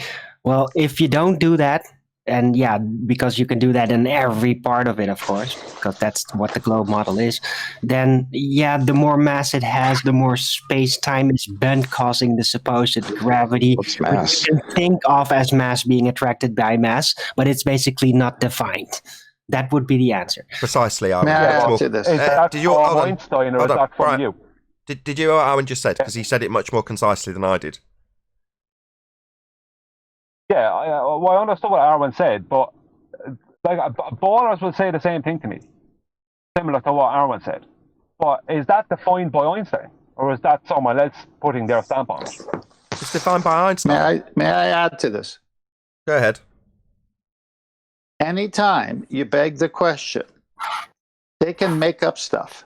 So just because they can't define it for you today, based on your question, Brian, they'll find a way to reify it and make it up tomorrow. Precisely. I think what Nathan is saying is more precise, which is, let's talk about reality. You're dealing with 4 dimensions and a conceptual medium called time. So what are you saying time does? Exactly. So what 10th Man's saying is, Brian's working within the mathematics, he's working within the abstraction and saying, does this not work within their own abstraction? And what 10th Man's saying is, well, I'm pointing out Nathan saying that just bring it back to reality. Let's not worry about whether or not it works in the abstraction, because they'll figure out a way. Look, as far as debating goes and everything else, I 100% agree. I'm not even disagreeing with that you're saying. It's just, my point was, it just throws a spanner in the works for them. It's like, no, but see, you're using... One second, Tent. Just let me finish what I'm saying. The thing that they have to accept now, because they have to leave go of Newtonian or Cavendish era, right? The thing they have to accept now goes in direct violation of their supposed moon landings and NASA. No, I agree. It doesn't matter to me because from a debate point of view, I wouldn't debate that in that way. But how? If the effect is no different, right? According to Einstein. Based on what? The effect is no different. Based on... I'm saying if the effect... Not defined enough clear? I didn't say definite. I didn't make the claim it was. I'm not making any claims about it. I'm saying if the effect can't be shown within what Einstein wrote about it to be different in accordance with the different sizes of different masses, then that means that what people were shown about the moon landings is in direct violation of Einstein, and he's in direct violation. All right, I see where you're getting at. I got a better one though. How about his field equations can't even handle the moon as a separate mass? This was Brian's point, Arwen. Brian was the one who started that. You realise that, right? Oh. Yeah, it's Brian's point. That's one of Brian's points. But I think that the equation itself is more of a hint, like there can't be a mass there in the math. But then, the whole Newton and Einstein situation. Hold on, just 1 second, Arwen. It is like a paradox enclosed between 2 explanations, and they just carry it around together, but it's never completed. That's what it's become. It never closes, but they always use it anyway. Just 1 sec. Did you want to add something, Mies Poo? Because I'm having to constantly close the Discord line because you just sat with your mic open eating cereal or something. Do you want to add something?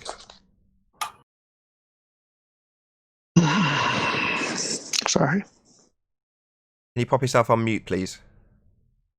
Brian, did you want to? I'm in Discord. I got something to say. Sorry. I just want to see if Brian's got something he wanted to conclude with. He's right. It doesn't work within their. I was going to say reification, but it's not. It's within the abstraction. It doesn't work. That's Brian's point. He's saying you can throw a spanner if they must beg the question and work within this abstraction. Then he's saying, well, I can still throw a spanner in the works. That's what he's basically saying. Yeah, I can't say it's a worth having as an argument. I mean, debating with. I mean, obviously, what you're saying from Virgo just debunks the whole lot. Forget it. I understand that totally. You're totally correct. I'm just pointing out some stuff to do with Einstein and their contradictions. I actually even have something else, but I won't go into it now. Maybe a bit later. But I'm going to be driving, so I might hear what's being said, and I'll get back a little bit later. Okay. Thanks, Nathan. No, thank you. Before Paul, did you want to? Before Paul, okay.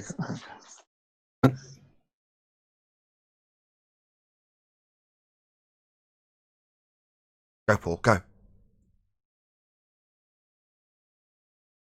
Paul? Got nothing from you, Paul. Alrighty then. Go ahead, 10th man. All right. Mic check. Can you hear me? Yeah. Yes. All right. Arguing within an abstraction can go on forever because it just makes stuff up as it goes. There's nothing to prove. You can't prove it. It's out there. So why even get into an argument? I'm in Google Hangouts now. Sorry. All right, Paul, you can come in now. Okay, sorry. That's better. Before you do, Paul, hold on. That was an excellent point. Sorry, I just want to reiterate what 10th Man said. It was the best point so far. If you're working within the abstraction, and paraphrasing what 10th Man just said, it can go on forever because it's not reality. So yeah, absolutely correct, 10th Man. Go ahead, Paul. The only thing I would say is that their argument is going to be it's the amount of matter or mass, right? It's any amount of matter. If you had the same volume of gold as you would as the same volume of aluminum brick, they're exactly the same volume. According to their rhetoric, the gold would have a more gravitational force than the aluminum would.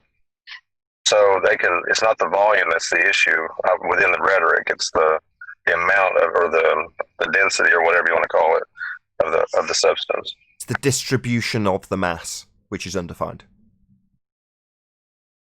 Right. So, but that's where they would go. They would go like the gold would have more gravitational force than the aluminum with the same volume.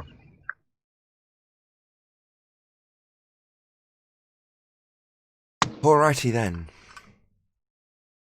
So, I know Brian's just said, yeah, I understand. I just want to work within the reification. I keep saying that. Within the abstraction. I want to take it to the real level, to the where does this actually exist in our physical reality? Oh, right, the sky's not a vacuum. Therefore, moon landing's very easy to debunk. They definitely didn't traverse the wardrobe. I mean, space. Yes, can I? Visible from the moon, despite there supposedly being some air pressure there, according to the latest. Don't forget, I was going to say, don't forget about the remix story now that the Earth's atmosphere actually extends out past the moon now. So there's always that. Right.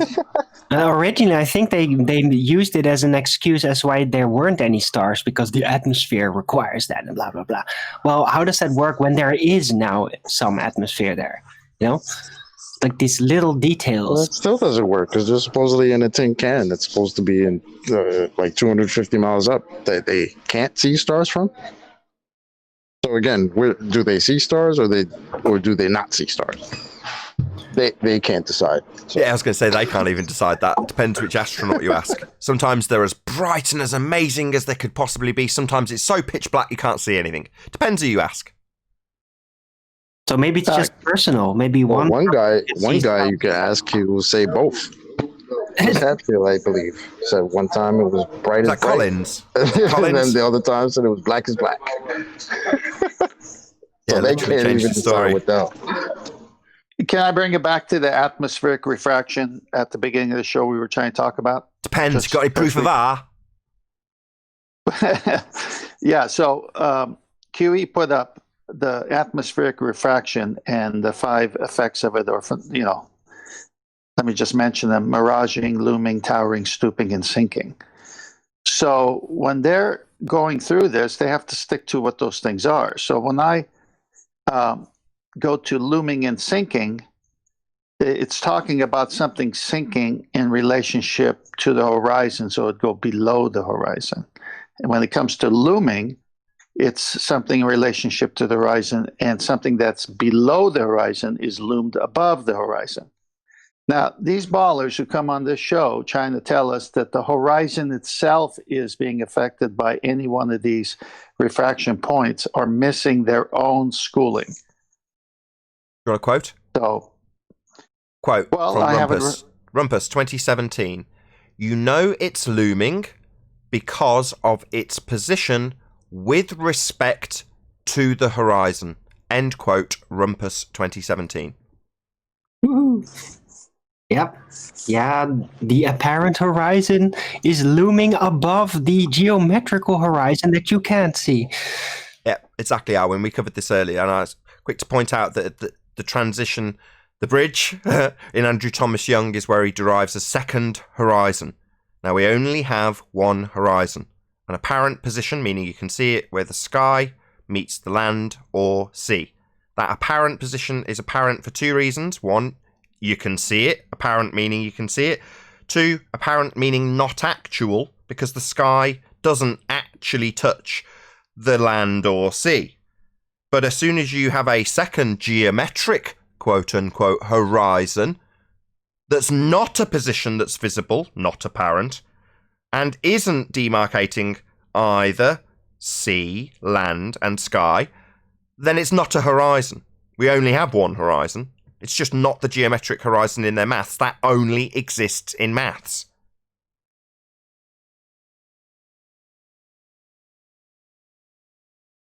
Always look for the double speak segue when they say things like, but in the real world, or, oh, we must talk about geometric considerations for a curve.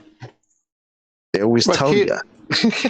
Well, Chocolate Kiwi is quoting Andrew Thomas Young here. Looming, the appearance above the horizon of a distant object that would be normally be hidden below it. The effect is caused by unusually large terrestrial refraction. And what is terrestrial refraction based on? 7/6 of the radius value, which would give you a geometric horizon. And with that, I'll say a huge, massive, enormous thank you to both Discord and G+ panels for making today's live show possible. If you are watching on either Nathan Oakley 1980 or Nathan Oakley premiering streams, then stay tuned, as there will be an after show to follow. As I say, unfortunately, if you're watching this live, this is where we bid you farewell. Be sure to check out nathanoakley.com and the Flat Earth Debate Forum to keep up to date with the community debate. Once again, stay tuned if you're watching on a premiering stream. I've been Nathan Oakley, and I'll see you all in the next video.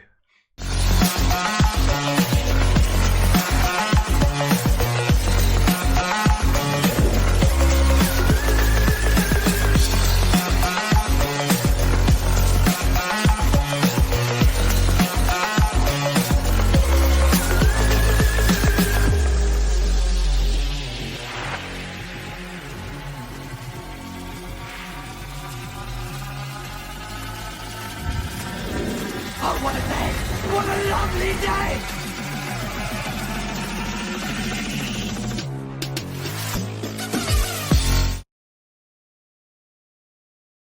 Rumpus is in the chat saying, yeah.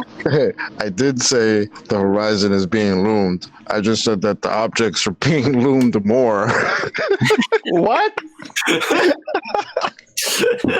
Yo. Looming. Looming over what? Let's just quote him again. Let me just quote him again. You know it's looming because of its position with respect to the horizon. That's end quote. I've got it trimmed out. He says that he can see that the horizon is looming as well, but the objects are looming more. Yeah, it's fractal. As I say, Zanuck and Rumpus can just make it up as they go along. They have to keep their fairy tale space monkey religion, right? Well, the religion itself doesn't. They have no choice but to do it. Trademark. All my refraction math was done on a plane surface. Now let's turn to the next page to the curved surface that we're gonna imagine, and now we're gonna do these imaginary maths. Like even the model itself does it. These people that represent this model do it, so they have to do it. Well, how come A.T. Young didn't run into the looming and super looming while he was doing the refraction studies? Why did he just do it on the flat Earth and then say it was all this other space monkey religion garbage? Because he hadn't yet met Rumpus, who was to show him the way and the light.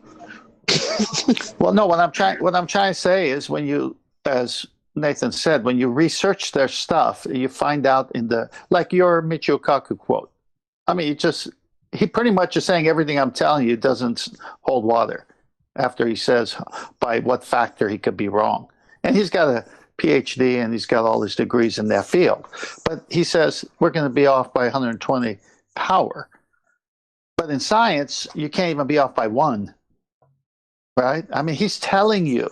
So all these guys are confessing. My favorite part of that quote, though, is that he distinguishes that there is a difference between science and cosmology.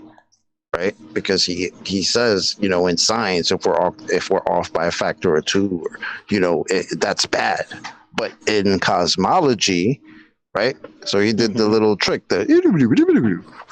Now let's go into this crap, cosmology, where we're off by a factor of 10 to the 120. Right. And that's exactly the point. They're telling us. Andrew Thomas Young tells us when we read it. George Musser tells us when we read his material. Michio Kaku tells us. Neil deGrasse Tyson tells us. And then these people still take what they tell us and stay in their space monkey religion because they got to keep reifying and denying the confession. They can't work that way. Well, that's a complete admission that cosmology isn't even science. I mean, who's gonna? When I ran across that quote by Andrew Thomas Young, that all Rumpus, all of his refraction studies, calculations, even better, came from a plane, a flat Earth. That was enough. He has never gotten any refraction calculations based on the globe or anything like that. Yep. Hey, Nathan, can you present me for just a few seconds? I just want to say, I call it again. Look at what the prismatic fractal looming chameleon is saying. What does it? I can't read it. It's too small. Can you read it out? This is not the horizon you are looking for. Oh, yeah. This is from ages ago as well, isn't it? Uh-huh. This is not the horizon you're looking... Oh, did you add that? Hold on. Let's just get clarity. Have you added that recently? Well, I added it, but it was still back then. Fair enough.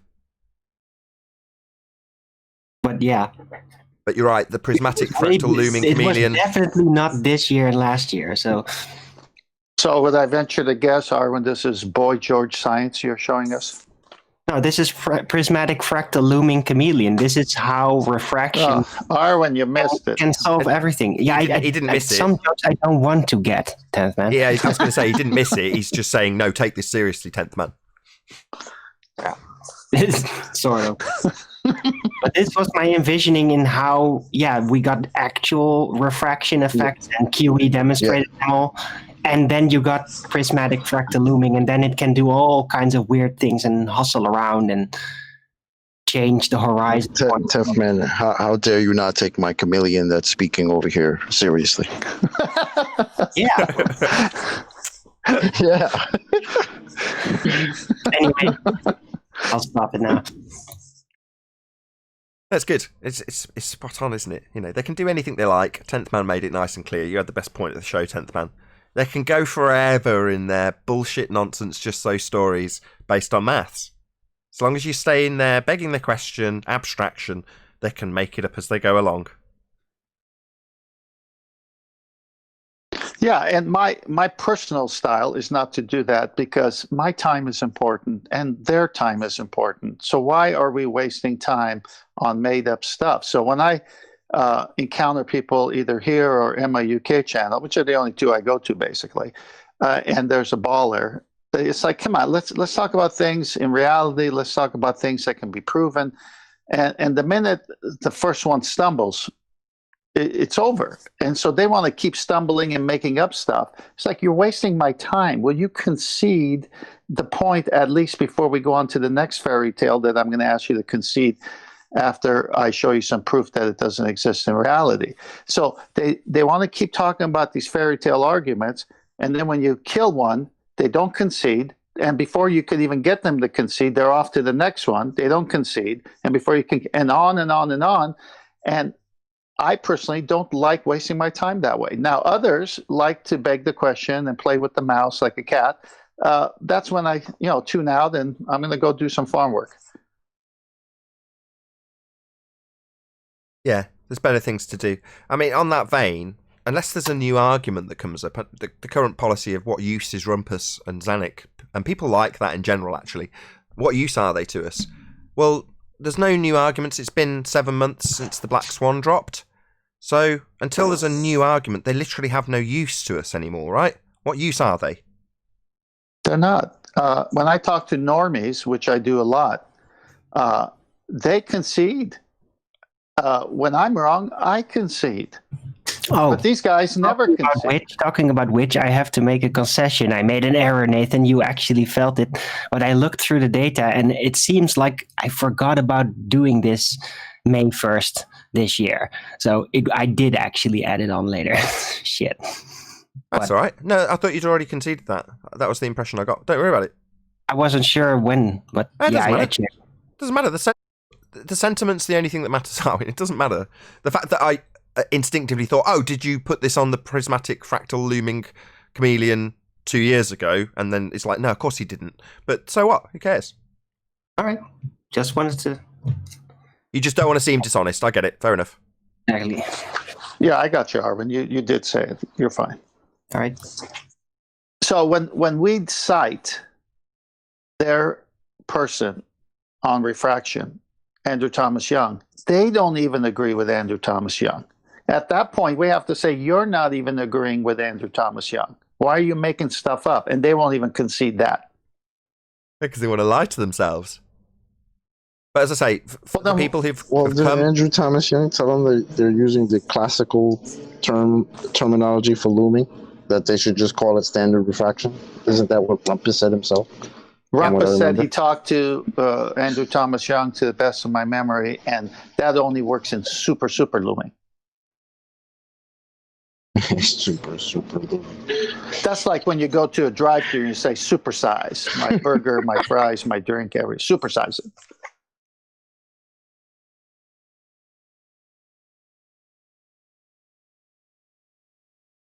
But you're right, normies seem to concede, so that Spider Daddy guy seemed like a relatively normal guy.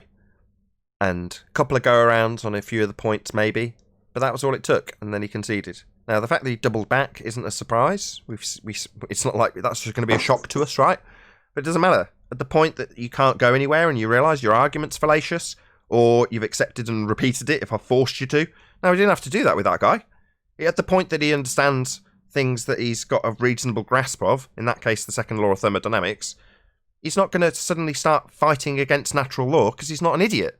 Now, the people who've got absolutely no accountability, like Rumpus and Zanuck, they will fight against natural law. They'll claim that entropy and the second law are separate things. That's the kind of nonsense we have to deal with from those types of people. Now, fair enough, if you want to try and perpetuate that, that's what the debate is about. If there's a new argument, like the Black Swan, obviously they're welcome to come and try and punt their nonsense. And their nonsense, if it wasn't punted here, we'd never hear, we do not see the geometric horizon, it only exists in maths, etc., etc.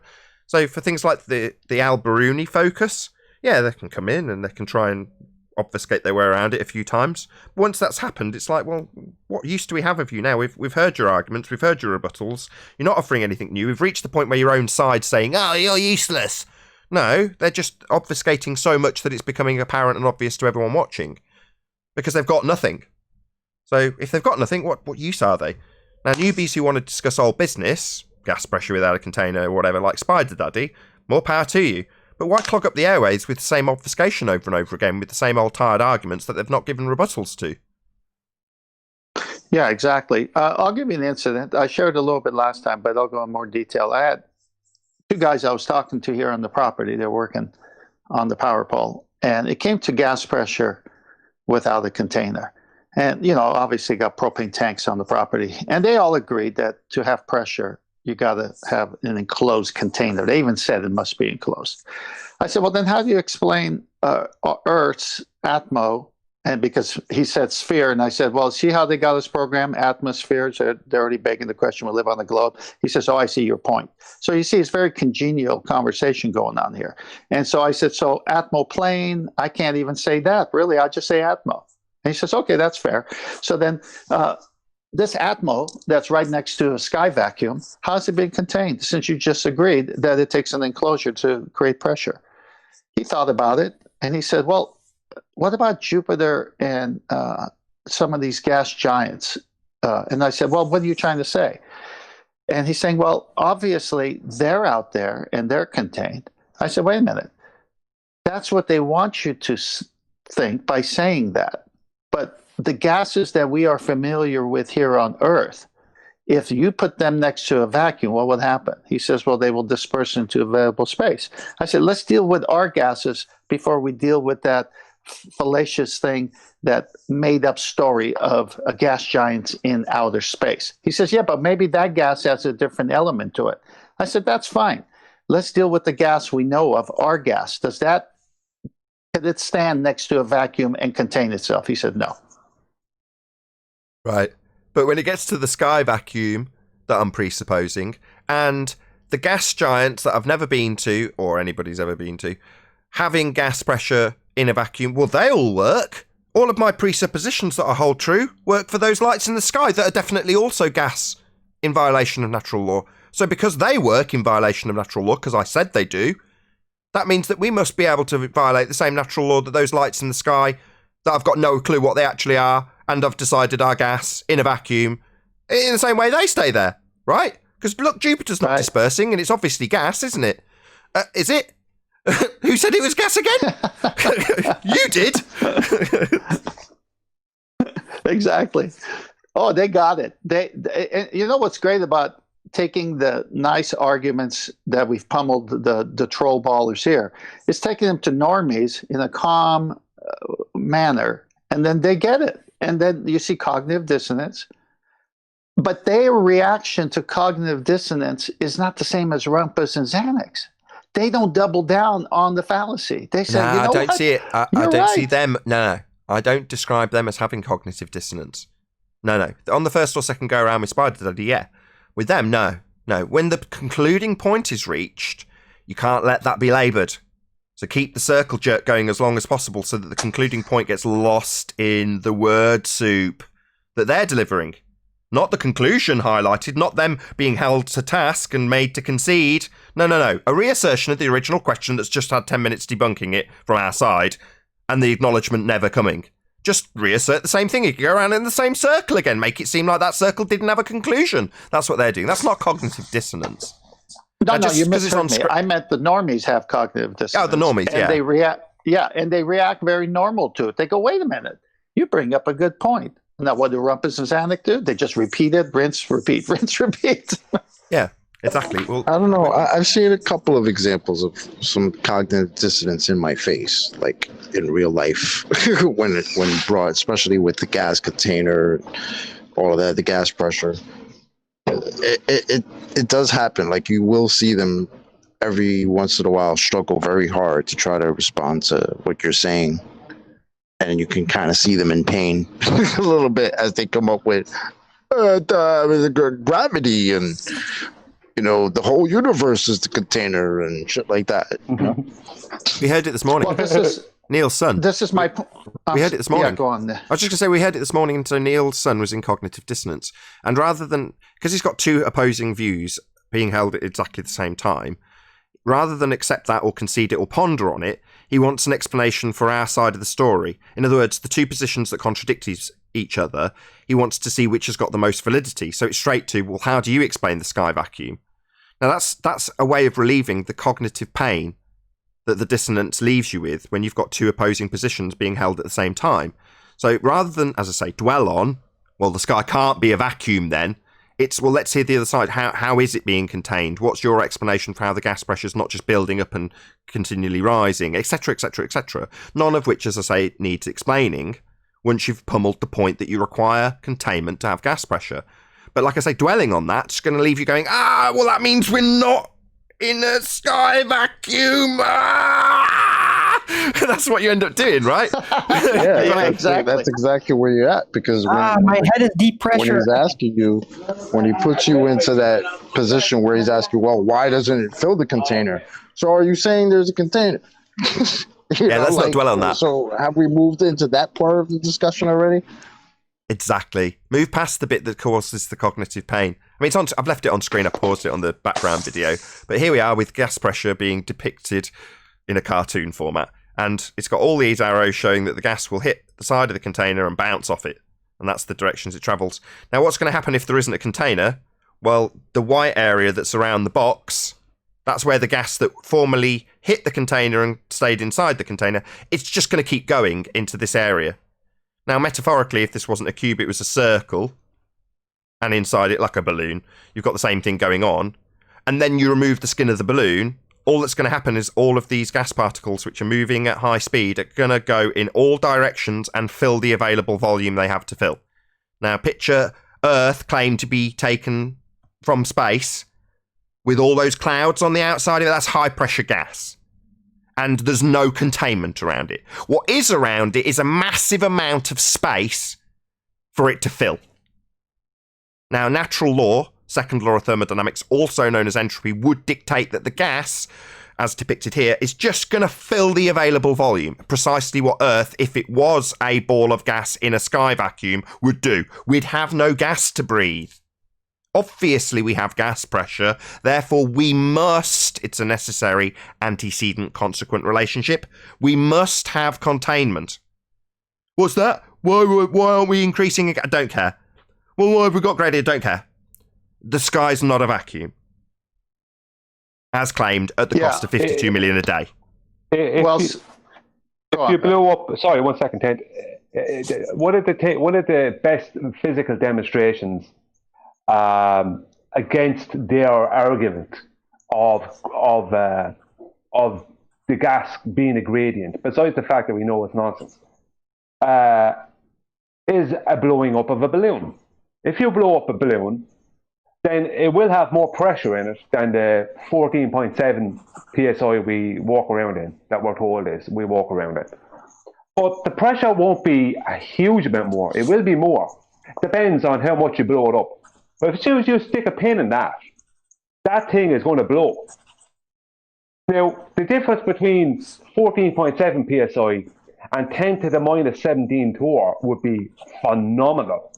Whereas the difference between the 14.7 psi and the 17 or whatever pressure is in the balloon when you blow it up, the difference between those two would be very, very small in comparison to the difference between 14.7 and 10 to the minus 17 torr. So if you pop a balloon, yeah, exactly. It even makes a noise because of the balloon. Yeah, even if you take the difference to be, it's still insignificant by comparison to 10 to the minus 17 torr versus 14.7. But if you say a tyre with, I don't know, 44.7, you've got it at 30 psi according to the gauge. Well, if that tyre explodes, if you have a blowout, number one, you hear it as the gas rapidly fills the available volume and vacates the tyre. Well, that's, a tiny difference in terms of the pressure and what happens when you've got something at a higher pressure and it no longer has containment. It fills the available space. Simple. It's entropy. Very well established law of nature.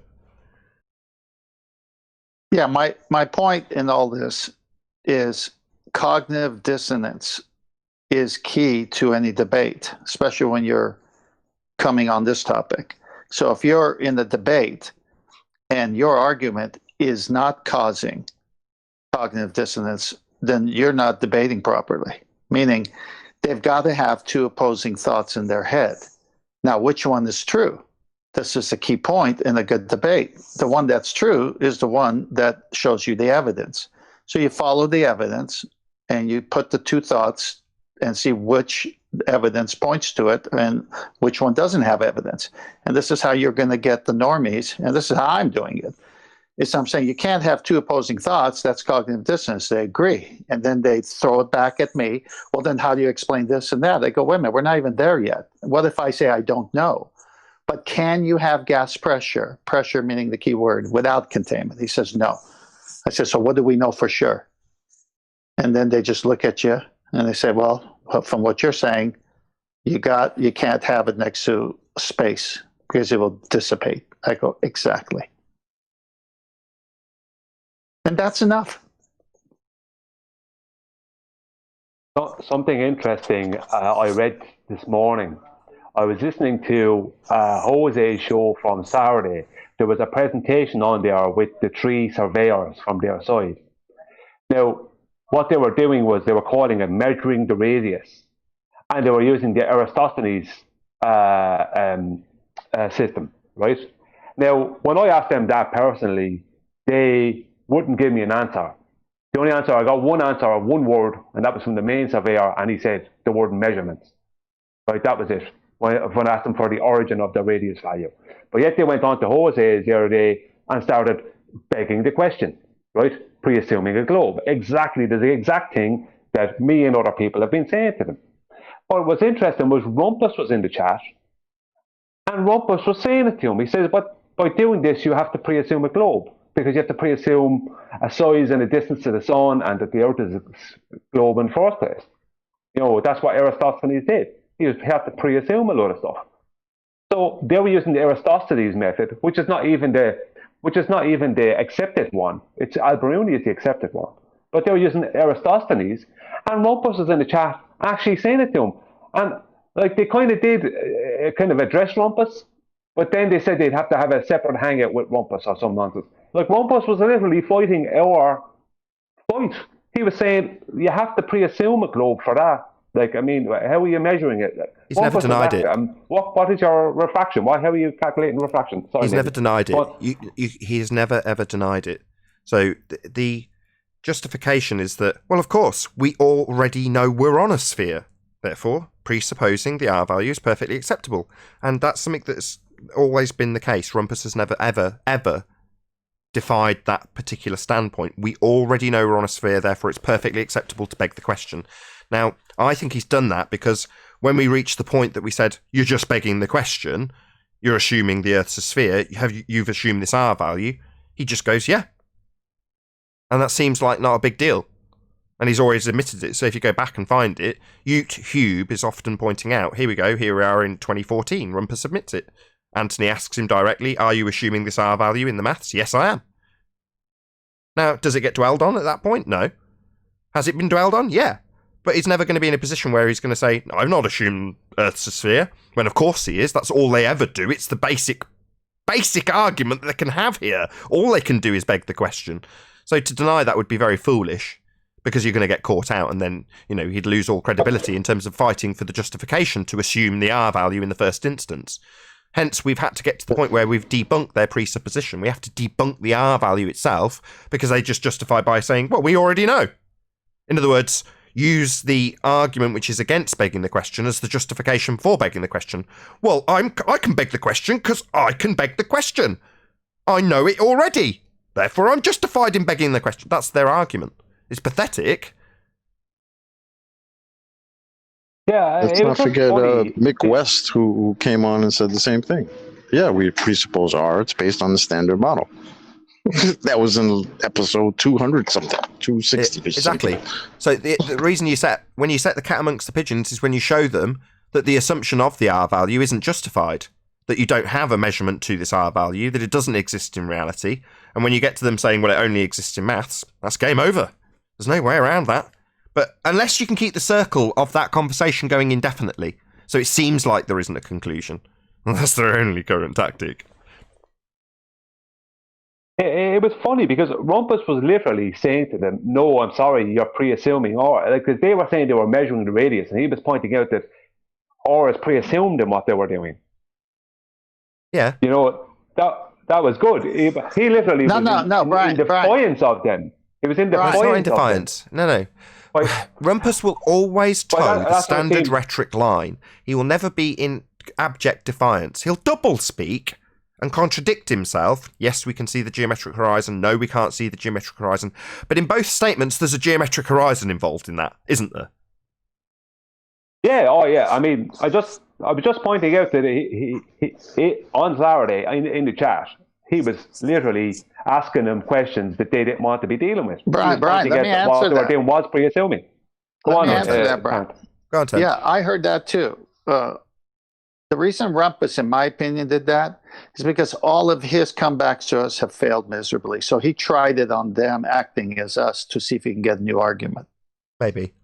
Well, I don't want to divine his thoughts. I'm just pointing out that he was doing it. You know, Well, I I'm don't know not why he was divining doing it. his. But, I'm not divining his thought. I said, in my opinion, I clarified it. I heard it too, and I'm saying, wow, I can't believe he's saying this. I wonder why he's saying that. Why would a person who's argued with us to the whatever distance a fallacy can go, all of a sudden acting like us in a question? You wouldn't do that unless you wanted a better comeback. No. So I think no. to hear That's no, you're wrong. You don't have to look Why am I very wrong? far. Sticks and shadows examples, all of them make it very plain that the R's being assumed, often in the first statement. Based on the assumption that the Earth is a sphere, he goes to his wells, or whichever version they're parroting, probably the wrong one. But the point is that the assumption is always very much plain in the rhetoric. So, for instance, Gary Awesome did a video claiming to debunk how you've got a sphere Earth when we're saying you haven't. And the first thing he did is quote that, and even in his own repetition of it, said, and he assumed the Earth's a sphere. And you're like, my God! But that's conditioning people to just accept it as being perfectly tolerable to automatically assume that the surface you're standing on is spherical. And you've got to keep that as the prevalent bit, because the main argument is to beg the question. It's the only way. Got to credit validation, boy. Again, every argument for the sphere will start with the presupposition you're on a sphere. So you've got to train people to just doggedly assert that that's perfectly acceptable.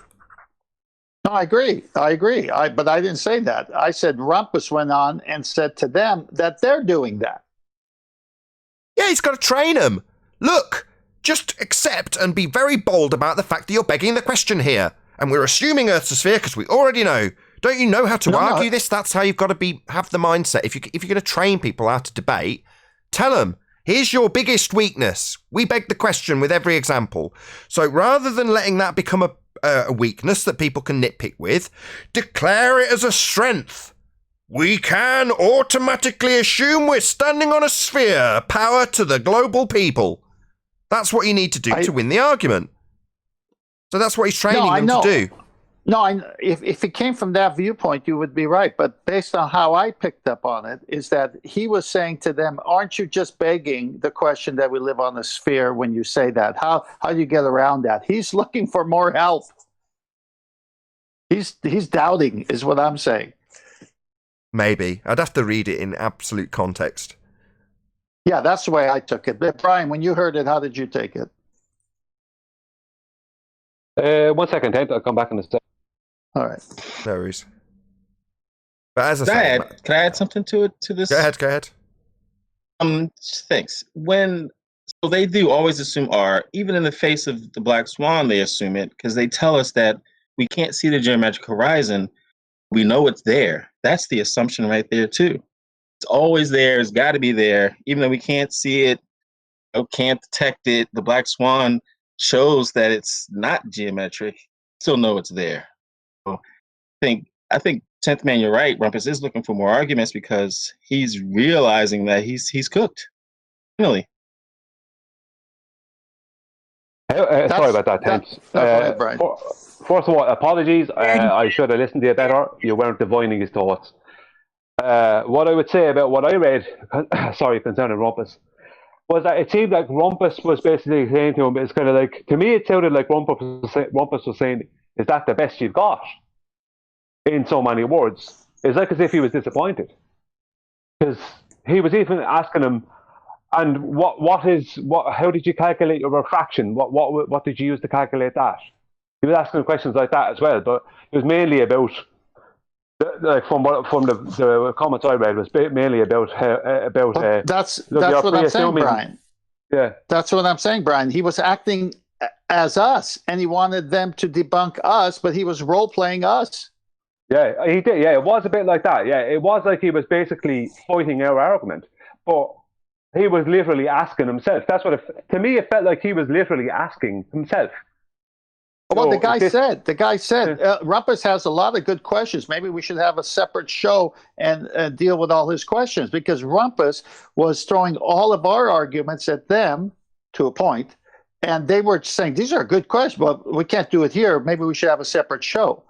So I said, Rumpus, I said, you came here and got beat up. You take how you got beat up and throw it at your fellow ballers, and then they're saying, okay, let's have a separate show on this. Interesting. Yeah, why would they need a separate show? Why can't they answer it there? Sorry, Nathan. Right. I'm more interested in why you're portraying him scraping the bottom of the barrel to scrape up a new argument. That's how you phrased it to me. I mean, it's fascinating. Yeah, I mean, you have to hear it, Nathan. You have to hear the show how the people live were responding to Rumpus in chat. And it came across, I kid you not, that he was asking our questions that we asked Rumpus in the past, but now he's asking to his fellow ballers because he knows he can't overcome them himself. He needs help. He wants to hear what they say. That's the way it came across to me. To me, it came across the same, actually. It seemed like he was looking for better answers from the surveyors than what they had to give. Gotcha. I mean, what are you going to do? We've made the argument untenable for them. So this picture on screen, the original Black Swan image, debunks a geometric horizon, debunks Earth curve geometry, debunks R, debunks Earth curve. That's it. It's the end of the road. It's over. It's done. Yeah. It's cooked. It's over. Finished. Bye-bye globe. Can't do geometry without a geometric, physical, sphere edge, tangent point horizon, formerly known as Earth curve. Who's eating crisps in Discord? No, it's 10th Man. I was turning a page. It's not crisps. I think that's a fairly nice note to round out the show, unless anybody's got anything to add. Well, one last thing. A sphere, a circle with dimensions. Question. Does it have a face? No. Face is on the flat surface. Does it have a vertex? No. Vertex is a point or corner of a shape. Question. Does it have curvature? Yes. Well, then show it to us. Perfect. Was there one more thing you wanted to add? Einstein contradictory nonsense. More of it if you want to hear it, but it doesn't really matter if you're happy with how it is. Yeah, go ahead. Feel free. Okay, yeah, just it's nonsense, but I'll throw it out there.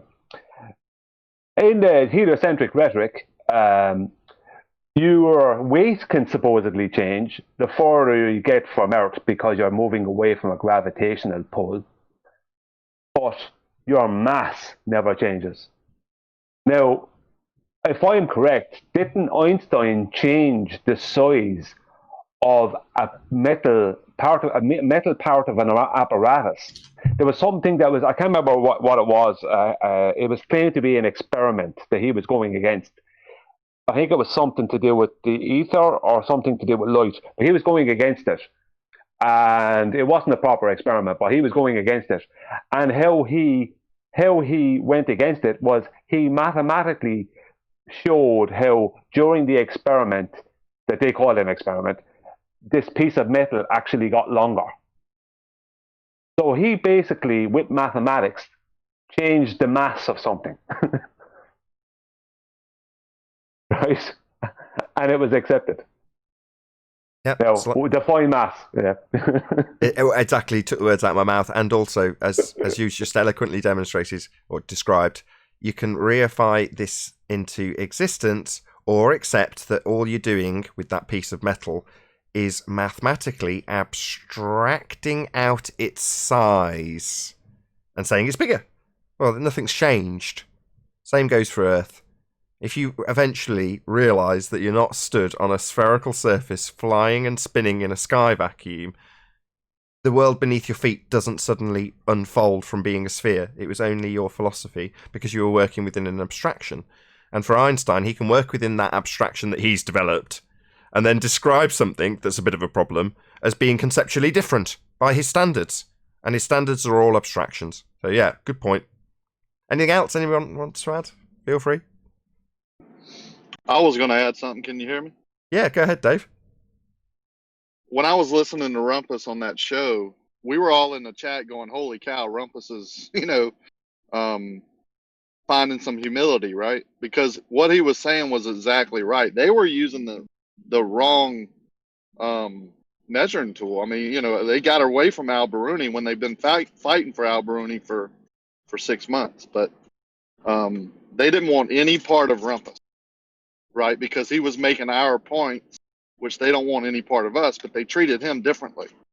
Well, we'll have to have another show with you. With us, they would have called us idiots and said we weren't making good points. But with him, they immediately shut him down because they didn't want the audience to hear, the opposite view and how they were wrong or assuming are, basically, is what they were doing. But it was very evident, very telling. Even some of the ballers that were in the chat was like, holy cow, I never knew this, or, didn't realize this, right? The times they are a-changing. And with that, I'm going to say a huge, massive, enormous thank you to both Discord and G+ panels for making today's after show possible. And of course, a massive thank you to all of you in either Nathan Oakley 1980 or Nathan Oakley premiering audiences for hopefully smashing the super chat, liking, commenting, sharing, subscribing, and all that good stuff. Be sure to check out nathanoakley.com and the Flat Earth Debate Forum to keep up to date with the community debate. I've been Nathan Oakley, and I'll see you all in the next video.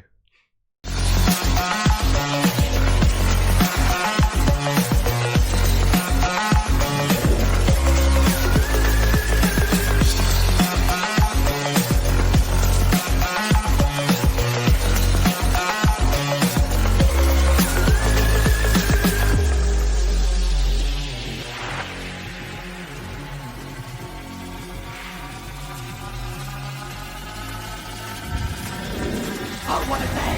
What a lovely day!